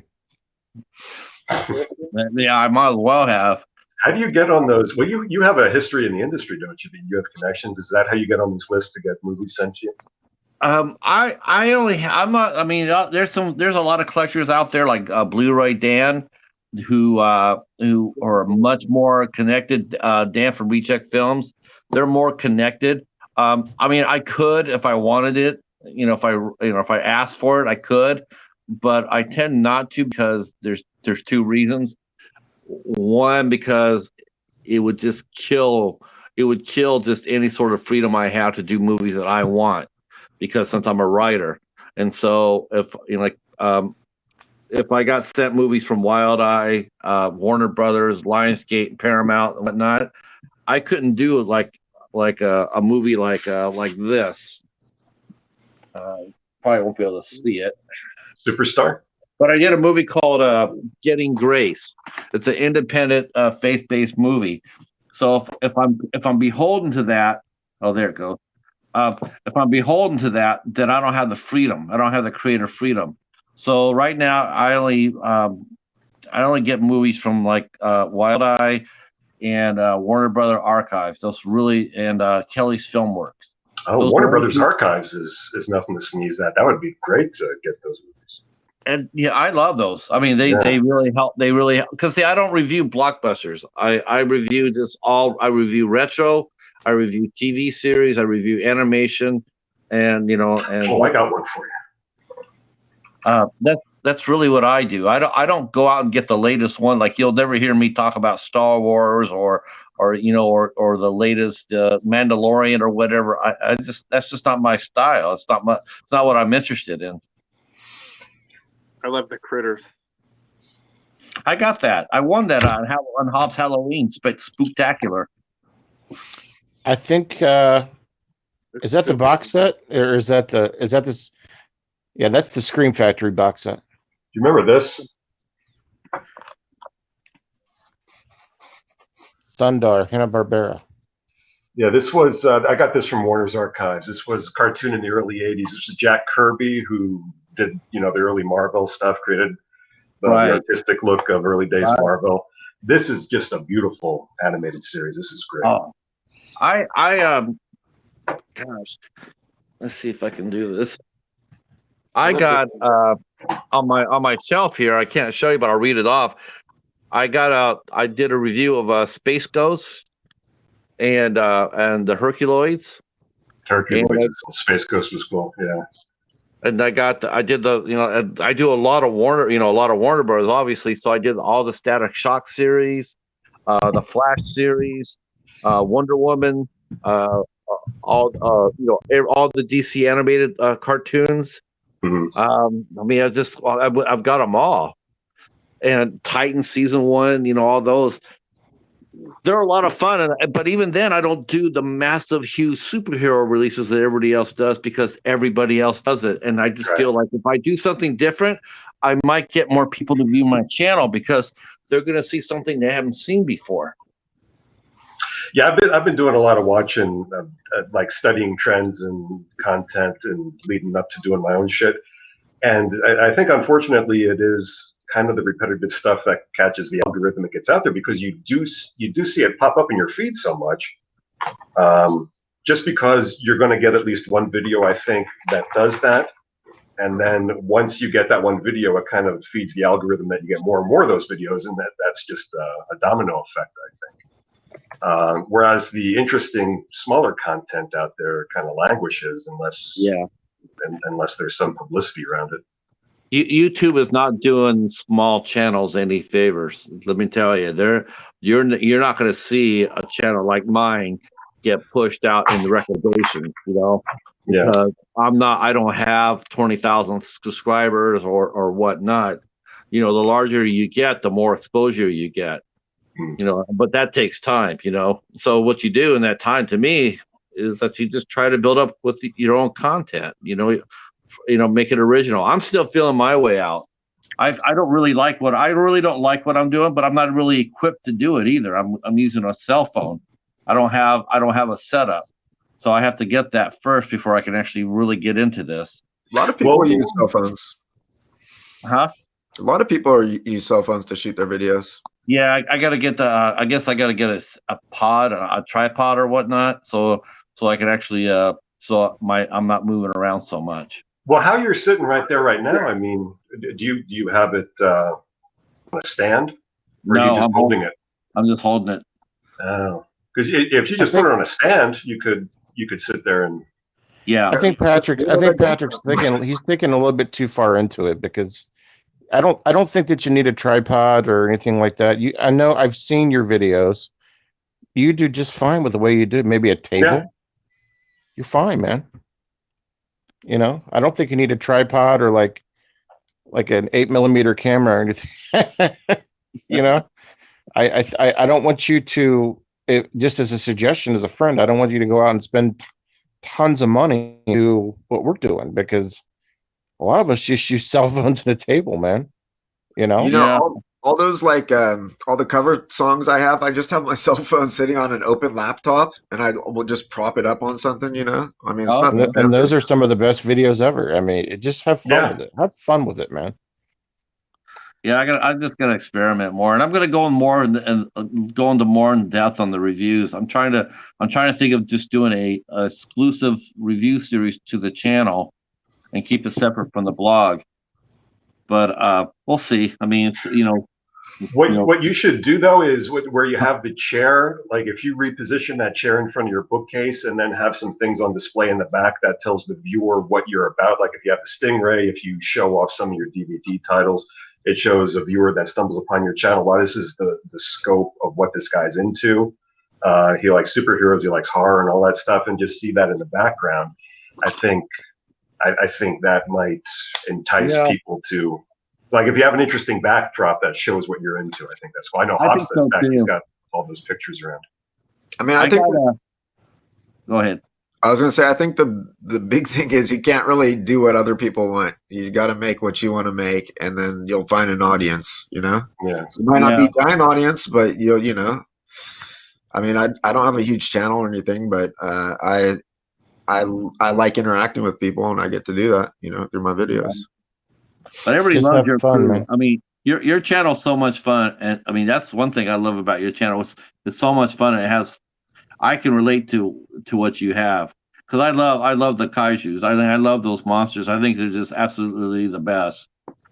The key is just to have fun, Patrick. Just have not fun and everybody can make play it yours. guitar and sing. So. I wish I could play guitar and sing. That would be awesome. Have fun and make it yours, Patrick. Yeah. But I mean, like, I'm not saying go out and buy shit, but you've got that right there. You've got that awesome Stingray figure. I would have that sitting in the background there and just show that off. Yeah, that's actually my. I mean, it's crazy, Derek, because it's like I said, it's just like I just went from absolutely having nothing to all of a sudden I got a, which probably will happen sooner than later for you. But anybody here in the chat and here, they probably gotten a box from Mark of Horror, who's probably the most generous guy in the community. Yeah. I got all of a sudden I got a pin and I got a Funko Pop, and it's just like, holy cow, I actually got mascots. Nice, and then I won another contest and I got more, and this thing, you know, it's like I look around, it's like, holy crap, I'm actually starting to get some stuff on the shelf. Yeah. That's a good one, Tim. I love that Stingray bust. When I saw that, I'm like, holy shit, a fucking Stingray? Because he's never been in his own title that I know of. He was a secondary character. Yeah, no. Isn't it? It's beautiful, though. It is, yeah. Now I actually want to go out and find that Jack Hart's. I want to find that. He probably has the best costume ever. Yeah, he's a badass. But, you know, we were talking about the movies earlier, you know, about you know, giving honest reviews. I'm actually sort of happy that Josh's guest didn't show up tonight, because that would have been, you know, because I reviewed the movie that the director that commented on Josh's on his channel. Like, I know he didn't really particularly like my review. Not that what movie didn't he like? The Baylock Residence. I reviewed it, and I loved the acting in it. The acting was great, but the movie itself, I just found that the director put the wrong ending on it. Awesome, Tim. What he did was he had put a secondary ending on the special features. Well, I'm a big like Phil was mentioned earlier about special features. I'm one of those guys. I'll watch all the special features. And so when I got the movie, that's the first thing I did was hit the special features, and then I watched the movie and I realized that he put the wrong ending to his movie, and I wrote that. You know, it's like, that's, you know, and I'm like, man, why didn't he put the original ending in there? Because that was badass, and it would have ended the movie, but he didn't. And it was just, you know, it's frustrating to me. But then I heard through Wild Eye that the director was very unhappy with my review. Just me. I mean, I'm just a small guy here in Michigan, but the director didn't like it, and he was upset about it. Huh? Fuck the director. You know, he put out his art into like the world, and people are going to react to it how they react to it. He doesn't have to be happy about it, you know. And especially if you put an alternate ending on there, you're inviting comparison. So that, I mean, I would imagine that was his decision, and he had to have said, okay, go ahead and put that alternate ending on there. So you're inviting people to look at that and compare it to the ending that made the final cut. So it's, you know. Wouldn't that be interesting if he would have came on the stream tonight? Oh, is that the director that was going to come on tonight? Yeah. Maybe that's why he didn't come. Boa. Well, if he actually would have came on tonight, I definitely would have excused myself because I don't want it to be a distraction to that. Because that's not really it's about his movie and his art as far as I'm concerned. So and my review wasn't a harsh one. I mean, it wasn't like pointed, and it was just like, wow, you had a chance to do something a little bit different, and you should have. But I gave him credit for finding a great cast. I mean, his cast the acting's great, and I love that. It's one of the better acting performances in a Wild Eye movie, without a doubt. I would imagine being an independent filmmaker right now. Freddy Krueger has joined the stream. Freddy Krueger is in the stream, folks. It's prime time, bitch.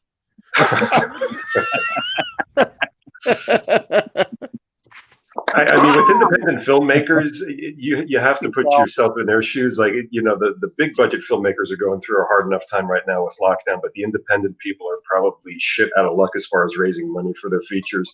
And the landscape is 10 times more worrisome and uncertain than it would be for the big productions. And that's here. Could you imagine where he's based in England?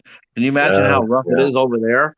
Yeah. I mean, I don't know if anything's being done over there as far as film wise. So he might have said, "Fuck those idiot Americans! I'm not coming on that fucking stream tonight and talking about my movie." Well, I would hope hopefully he'll be able to join you next week, Josh. I mean, he'll join us here next week. It'll be great. I mean, it'd be great to see how to be able to ask him questions about what it's like to make a movie in the UK, and I really hope that can happen. But like I said, I mean, it is rough. It's really rough, and it's affected so many different artists too.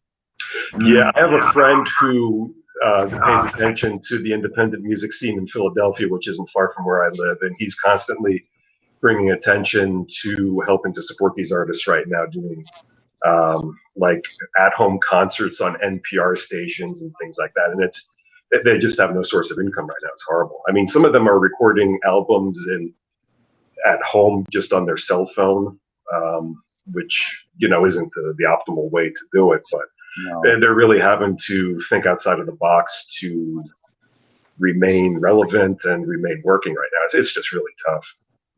I have friends who put out a live stream every night. Every night they play for like between 2 and 3 hours, 5 nights a week. And that's how they're raising their money, because that's what they did for a living. That's what they, and they're based in California, so they're in lockdown. So every day for 2-3 hours, they get out there and they play their music, and they hope that people come by and give tips. But you know how that goes is when you keep doing it for so long, you're going to tap out whatever audience you had. I mean, you still might get them, but you're not going to get them to donate. Right. I do see a lot more people doing the Patreon, and that's a good model, I think. Patreon is awesome. I have aspirations as far as being a published writer, and I know a lot of authors will be, stories that weren't conceived as a serialized story. They'll go on Patreon and do that and release installments, not even necessarily chapters, just, a page a day. And Patreon's awesome. There's a few artists that I follow on Patreon. So yeah, I've heard good things about it. Is being remodeled, and it's a shame we've had no leadership and really structure to help a lot of these people throughout this year. So we'll see what happens this year. It's just one of those things. We just got to see what happens. Everything could recover. It might take time, but things could change in a day. What's worrisome, I think, are these venues that are like AMC is like selling off stock left and right just to keep the lights on. You're just seeing venues that may or may not be there once the artists and the movies are ready to be shown again. So that infrastructure is dying out. And that's going to be a big problem, I think. It's dying out on all levels. Yeah. I mean, retail is just getting gutted, and the restaurants are being gutted. And it's like by the time that we recover, it's going to be like, what are we recovering to? There's going to be so many businesses that are gone, and this is like so many jobs lost. I mean, we're going to slide out of this into like a we probably will. It's probably going to be slide out of here into a depression. I think you're right. I mean, retail was dying, brick and mortar was dying even before COVID hit, and this just put another nail into the coffin. And with physical media, I was just watching something else about physical media where they said, people say physical media sales have been going down for years and years, but what you're seeing now is an uptick in just like a handful of boutique labels that are putting product. I think it was a critique on the Criterion collection, actually, where you're seeing labels like Criterion and Arrow dominating the marketplace with titles and their upscale releases. But as far as across the board physical media, the sales are going down with streaming and everything. They of course they will go down, especially when you turn around and you take away all the shelf space. Like my Target, A Splash with Ariel had just put out a video. She puts out a video on every Tuesday about Target, about the new releases. And she actually posted one of hers, and her store was just like, it was lit. It was like, fully stocked. And she showed 3 movies there, and we're like, oh, I'd like to check those out, if they're on sale.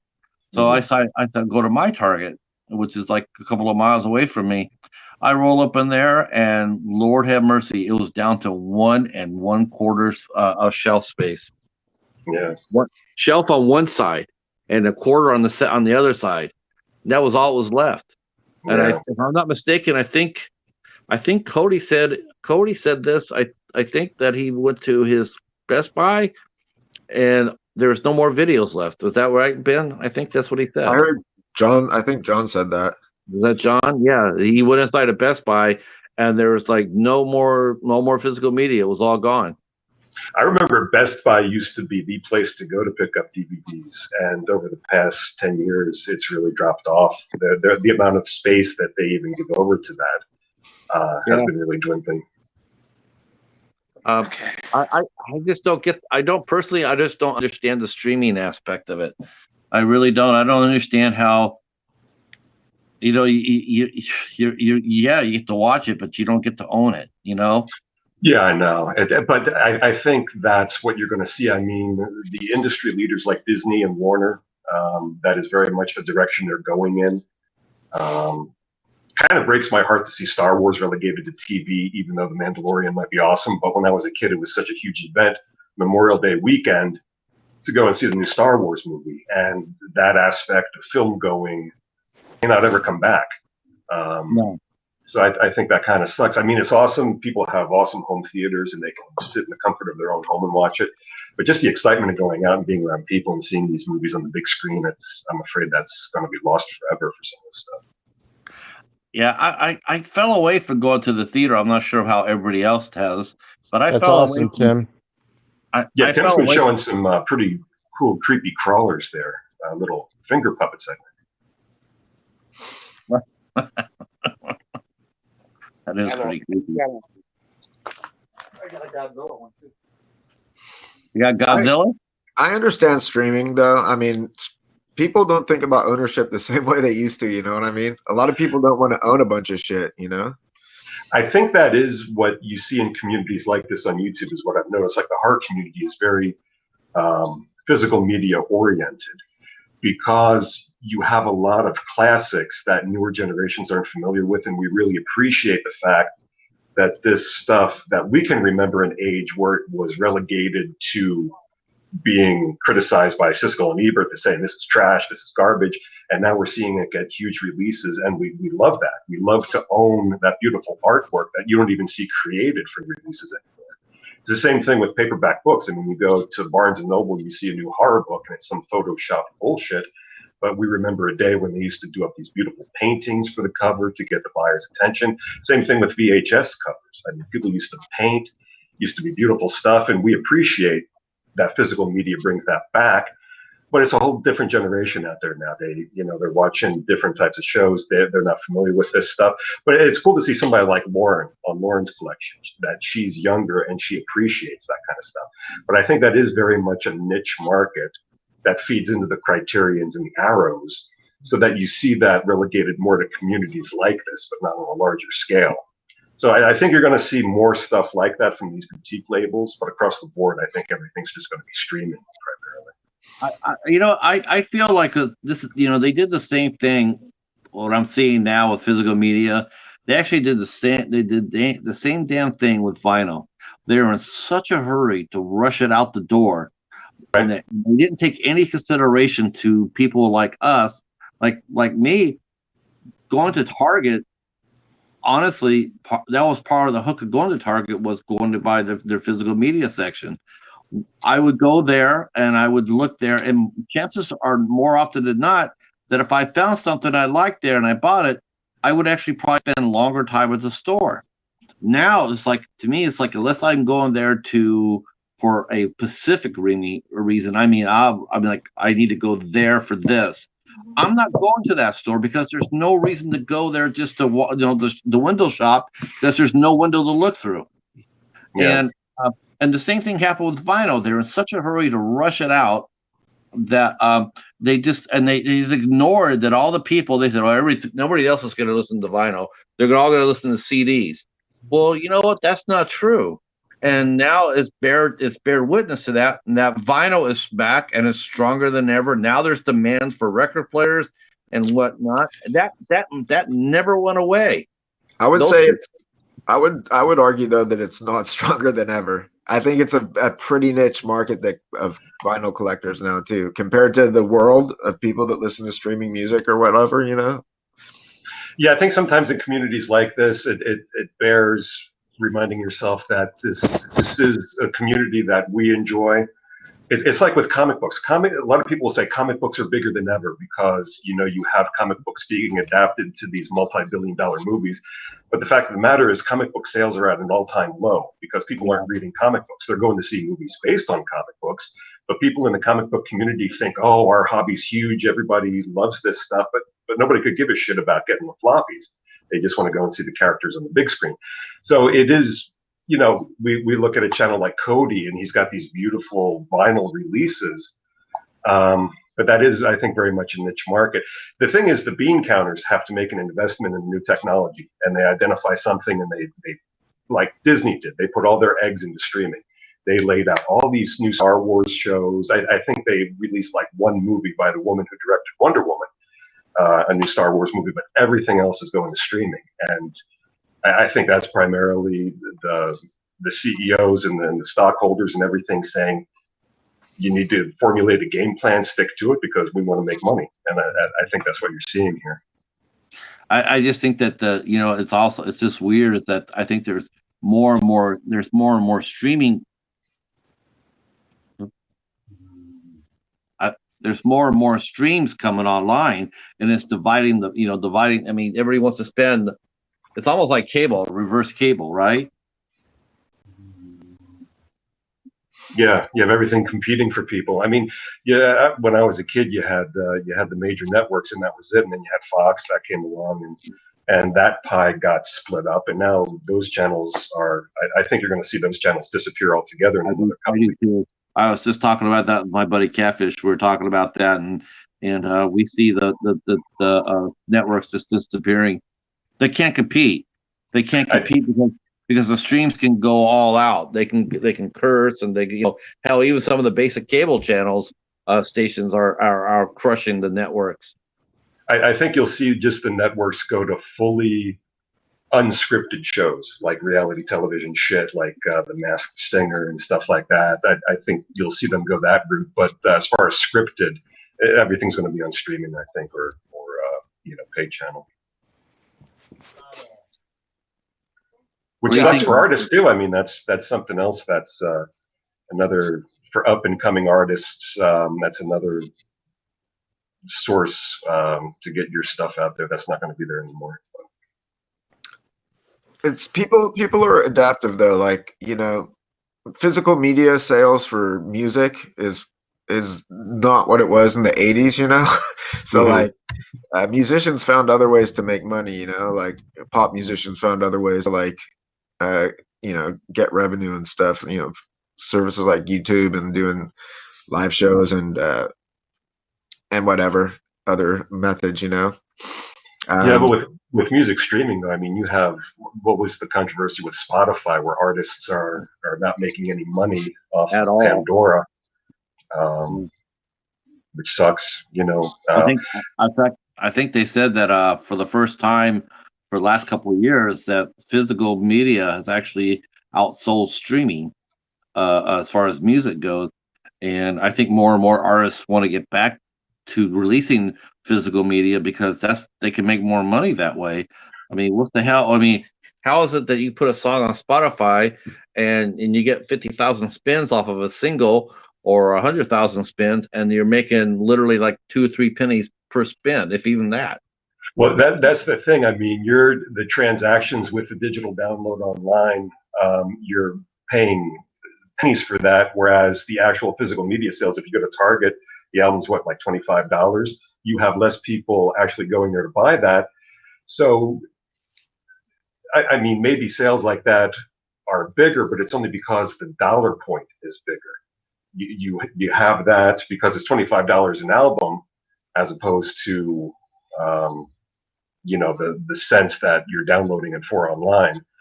And I think that kind of skews the numbers when you look at that sort of thing, because at the end of the day, the artists just aren't making the money that they were able to at one point. Especially now. I mean, with the pandemic, I mean, we're talking about. I mean, you're talking about them making money. I mean, it's if they don't have a concert season this year, I mean, everybody thinks that this is now that it's 2021 and everything's going to be 100% better. But I still say that we're going to have go through another year of this before we get ahead of it. We're gonna live through this for at least one more year. Well, I think if 2020 taught us anything, it's to expect the unexpected. And I follow a lot of, like I said, politics and even conspiracy theories. I just find conspiracy theories interesting. I don't really necessarily believe in 90% of it. But if you follow that sort of content, it gives you an idea of where people's heads are at, so you can kind of see the next stumbling block that might arise.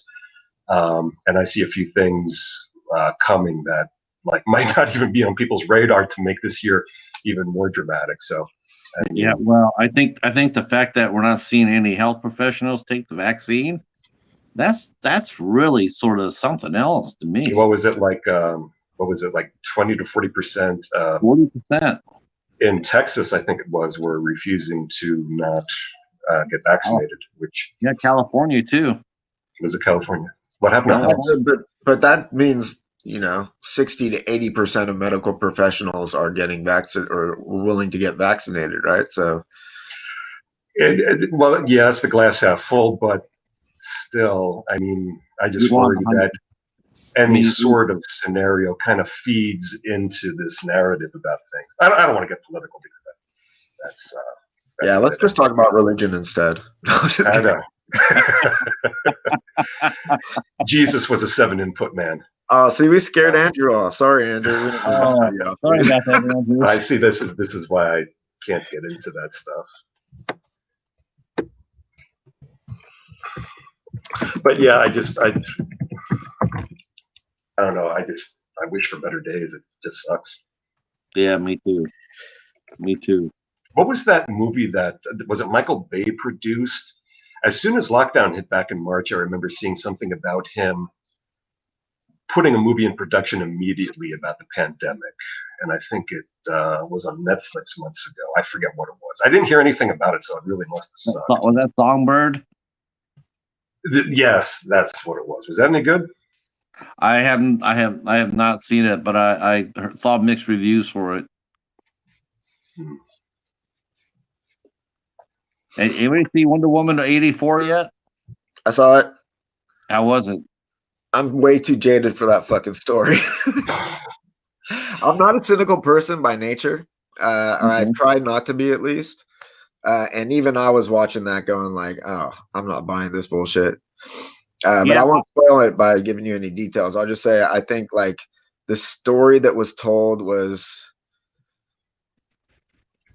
not, I don't know. I think people are too jaded, at least I'm too jaded to believe in that story. And it wasn't. Thanks for coming by, Andrew. Have a good night, buddy.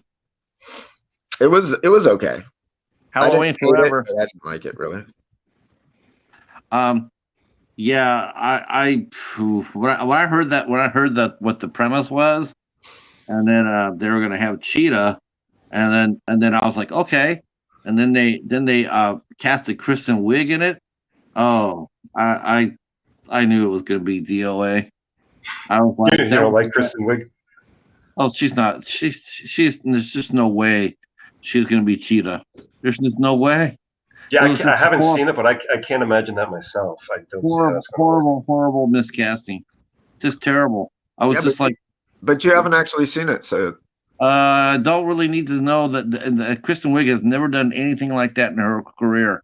Anything. well, Robin Williams didn't do anything dramatic, though he did something dramatic. Kristen Wiig has been in. She was in The Martian with. So she worked with Ridley Scott on that, and she was in a couple other dramas, I think. Yeah, I have a couple. I actually have two of hers. I have the Skeleton Twins, and I have Yes, that was a good I have movie. Love Ship. I have Love Ship, Hate Ship, and which is an IFC movie, by the way. Did you say you had Luscious? How? Did you say you had a movie called Luscious? No, it's Love Ship, Oh, Hate okay. Ship, and it's her as a dramatic role, but she's never done anything physical. She's never done a physical role. I mean, she just, you need someone like a Rosario Dawson in there, or Mary Elizabeth Winstead, someone who's physical, who actually can do the part. And it's just like since you heard her, I mean, the first thing you think of Kristen Wiig is Saturday Night Live. That's the first thing you think of. You don't think the whole thing with these movies now is they take someone and they develop them into like an athlete over the course of months. It's marketing, you know what I mean? So like even if someone's never done it, like they did it with I can't remember his name. He's like Chris Pratt. No, well they did do it with Chris Pratt, but they did it with Najeel Kumanji. Non-Johnny. The Eternals movie. Yeah. I mean, and that dude was a comedian, a straight up comedian. Yeah. He got fucking ripped. You know what I mean? He was on the cover of like Men's Health. So yeah, it is. I do like he was great in it. I'm just saying, you can't be too quick to judge things like that. I don't think. So you haven't seen it, Patrick? Well, you know what? I was excited at first, but then when they recast and they cast her as Cheetah, and I was like, and then they cast Maxwell Lord, and when you know more about Maxwell Lord's background than most, does that seem to be does that Maxwell Lord as we know him? Well, see, the thing is, Maxwell Lord debuted in the late 80s in the Justice League rebooted series that they did, which was kind of comedy based. And Maxwell Lord was the right-hand man of this character named Booster Gold, who was he was from the future, and he was a celebrity who wanted to try being a superhero so he could gain more celebrity. And it wasn't revealed until years later that apparently this Maxwell Lord was a murderous android or some shit. And by that point, I had stopped following that stuff for a little while.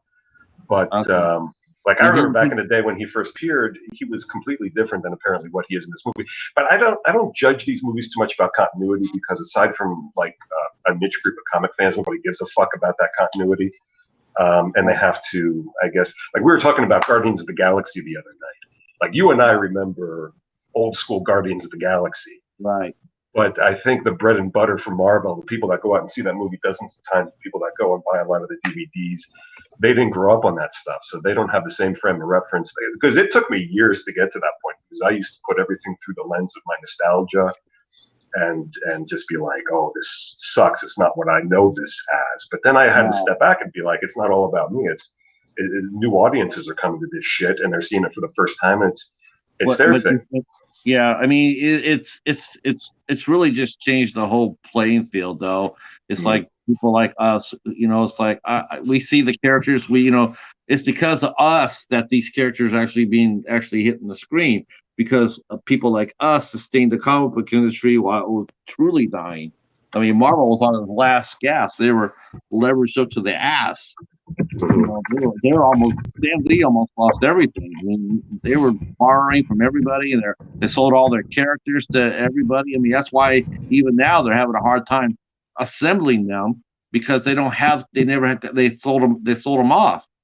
That's why Sony has Venom and they have Spider-Man and for a minute there, Paramount had the Hulk, and they're all split. Even Disney with all their money, they can't just go out there and write a blank check. They have to sit there and try to hope that they can get these characters back. Mm-hmm. And then they have twisted them though, and it does affect the movies for a lot of us. Like Captain Marvel. I like Captain Marvel. I thought Brie Larson made a fine Captain Marvel, but that story says I just have a hard time with some of the storytelling. Yeah. I mean, Star Wars took me a long time because, I remember as a kid after Return of the Jedi, we never thought we'd have any more Star Wars. And then the prequels came along and I hated those at first. Now I like them. But I followed the expanded universe for so many years. I mean, they had the novels and the comic books, and that was my continuity. Then Disney bought them and they threw everything out. So it took me a while to reconcile the fact that I had spent years invested in these storylines that were just no more. We talked about that. I mean, I talked about that too. It's like that really did such a disservice to the fans because without the fans buying those books and supporting those writers, there is no Star Wars. And I did something really stupid. I sold the bulk of my action figure Star Wars collection after Disney because I was so pissed off. I'm like, fuck this. I don't even want this shit. And I regret that to this day. It was one of the biggest mistakes I ever made because now I'm like, you know what? It's easier just to enjoy it. And because we're never going to have Harrison Ford, Mark Hamill, and Carrie Fisher in these movies again. So we have something with them back together. As much as people hate the sequels, the fact of the matter is you're never going to have them together again. So there is that aspect that's touching to me because you'd never be able to. I mean, you could do CGI out the ass, I guess, and do Carrie Fisher, but just for that aspect alone, I appreciate the sequels. I think that that's really funny mentioning Carrie Fisher, but man, of all the things about the Star Wars, the sequels, that what happened to her was the saddest thing. Yeah, it was the saddest thing about the whole damn thing about bringing back Star Wars. Seeing how that was just I couldn't believe it. I was so sad for her. Well, George Lucas made her go to a like she came out and said it was a fat farm back in the day before they did the original Star Wars, and Disney had her get back into shape before they started doing The Force Awakens, and you have to wonder if something triggered her relapse. Yeah, because she had sleep apnea. I think they said she died of a heart attack, I believe. Oh, she was so loaded with. She had She had a drug cocktail in her. The cocaine. When she died. Yeah. Oh, I didn't know that. I didn't know. I thought she was clean when she died. No, she basically overdosed. Well, gentlemen, it's 2 a.m. I was hoping to be done right around 1 to 1:30, but we had a blast. We ran it out. We had a great time. Yes. Not that I don't want to stay up till 5 in the morning. I probably could, but I'm trying to get just a few Z's. You're on the East Coast then? I'm in Ohio. Yeah. But thank you, everybody that came on tonight. Everybody's been awesome. We'll do this again. We'll run it back next weekend. Unless something comes up, I'll let you guys know. All you guys are always welcome. All right, cool. Thank you. I had fun from our Hell yeah, guys. Have a good night. Thank you, everyone. All right, guys. Bye, Peace. Bye, Patrick. Bye, Hobbs. All right, guys. Peace.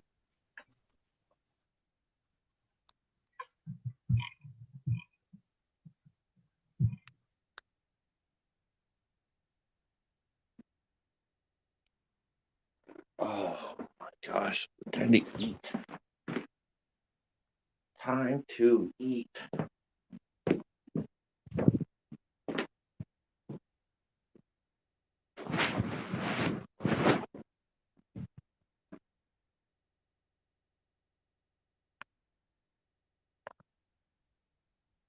Okay. That's him showing his whole damn collection off. And then Phil turned around and started playing his fucking video.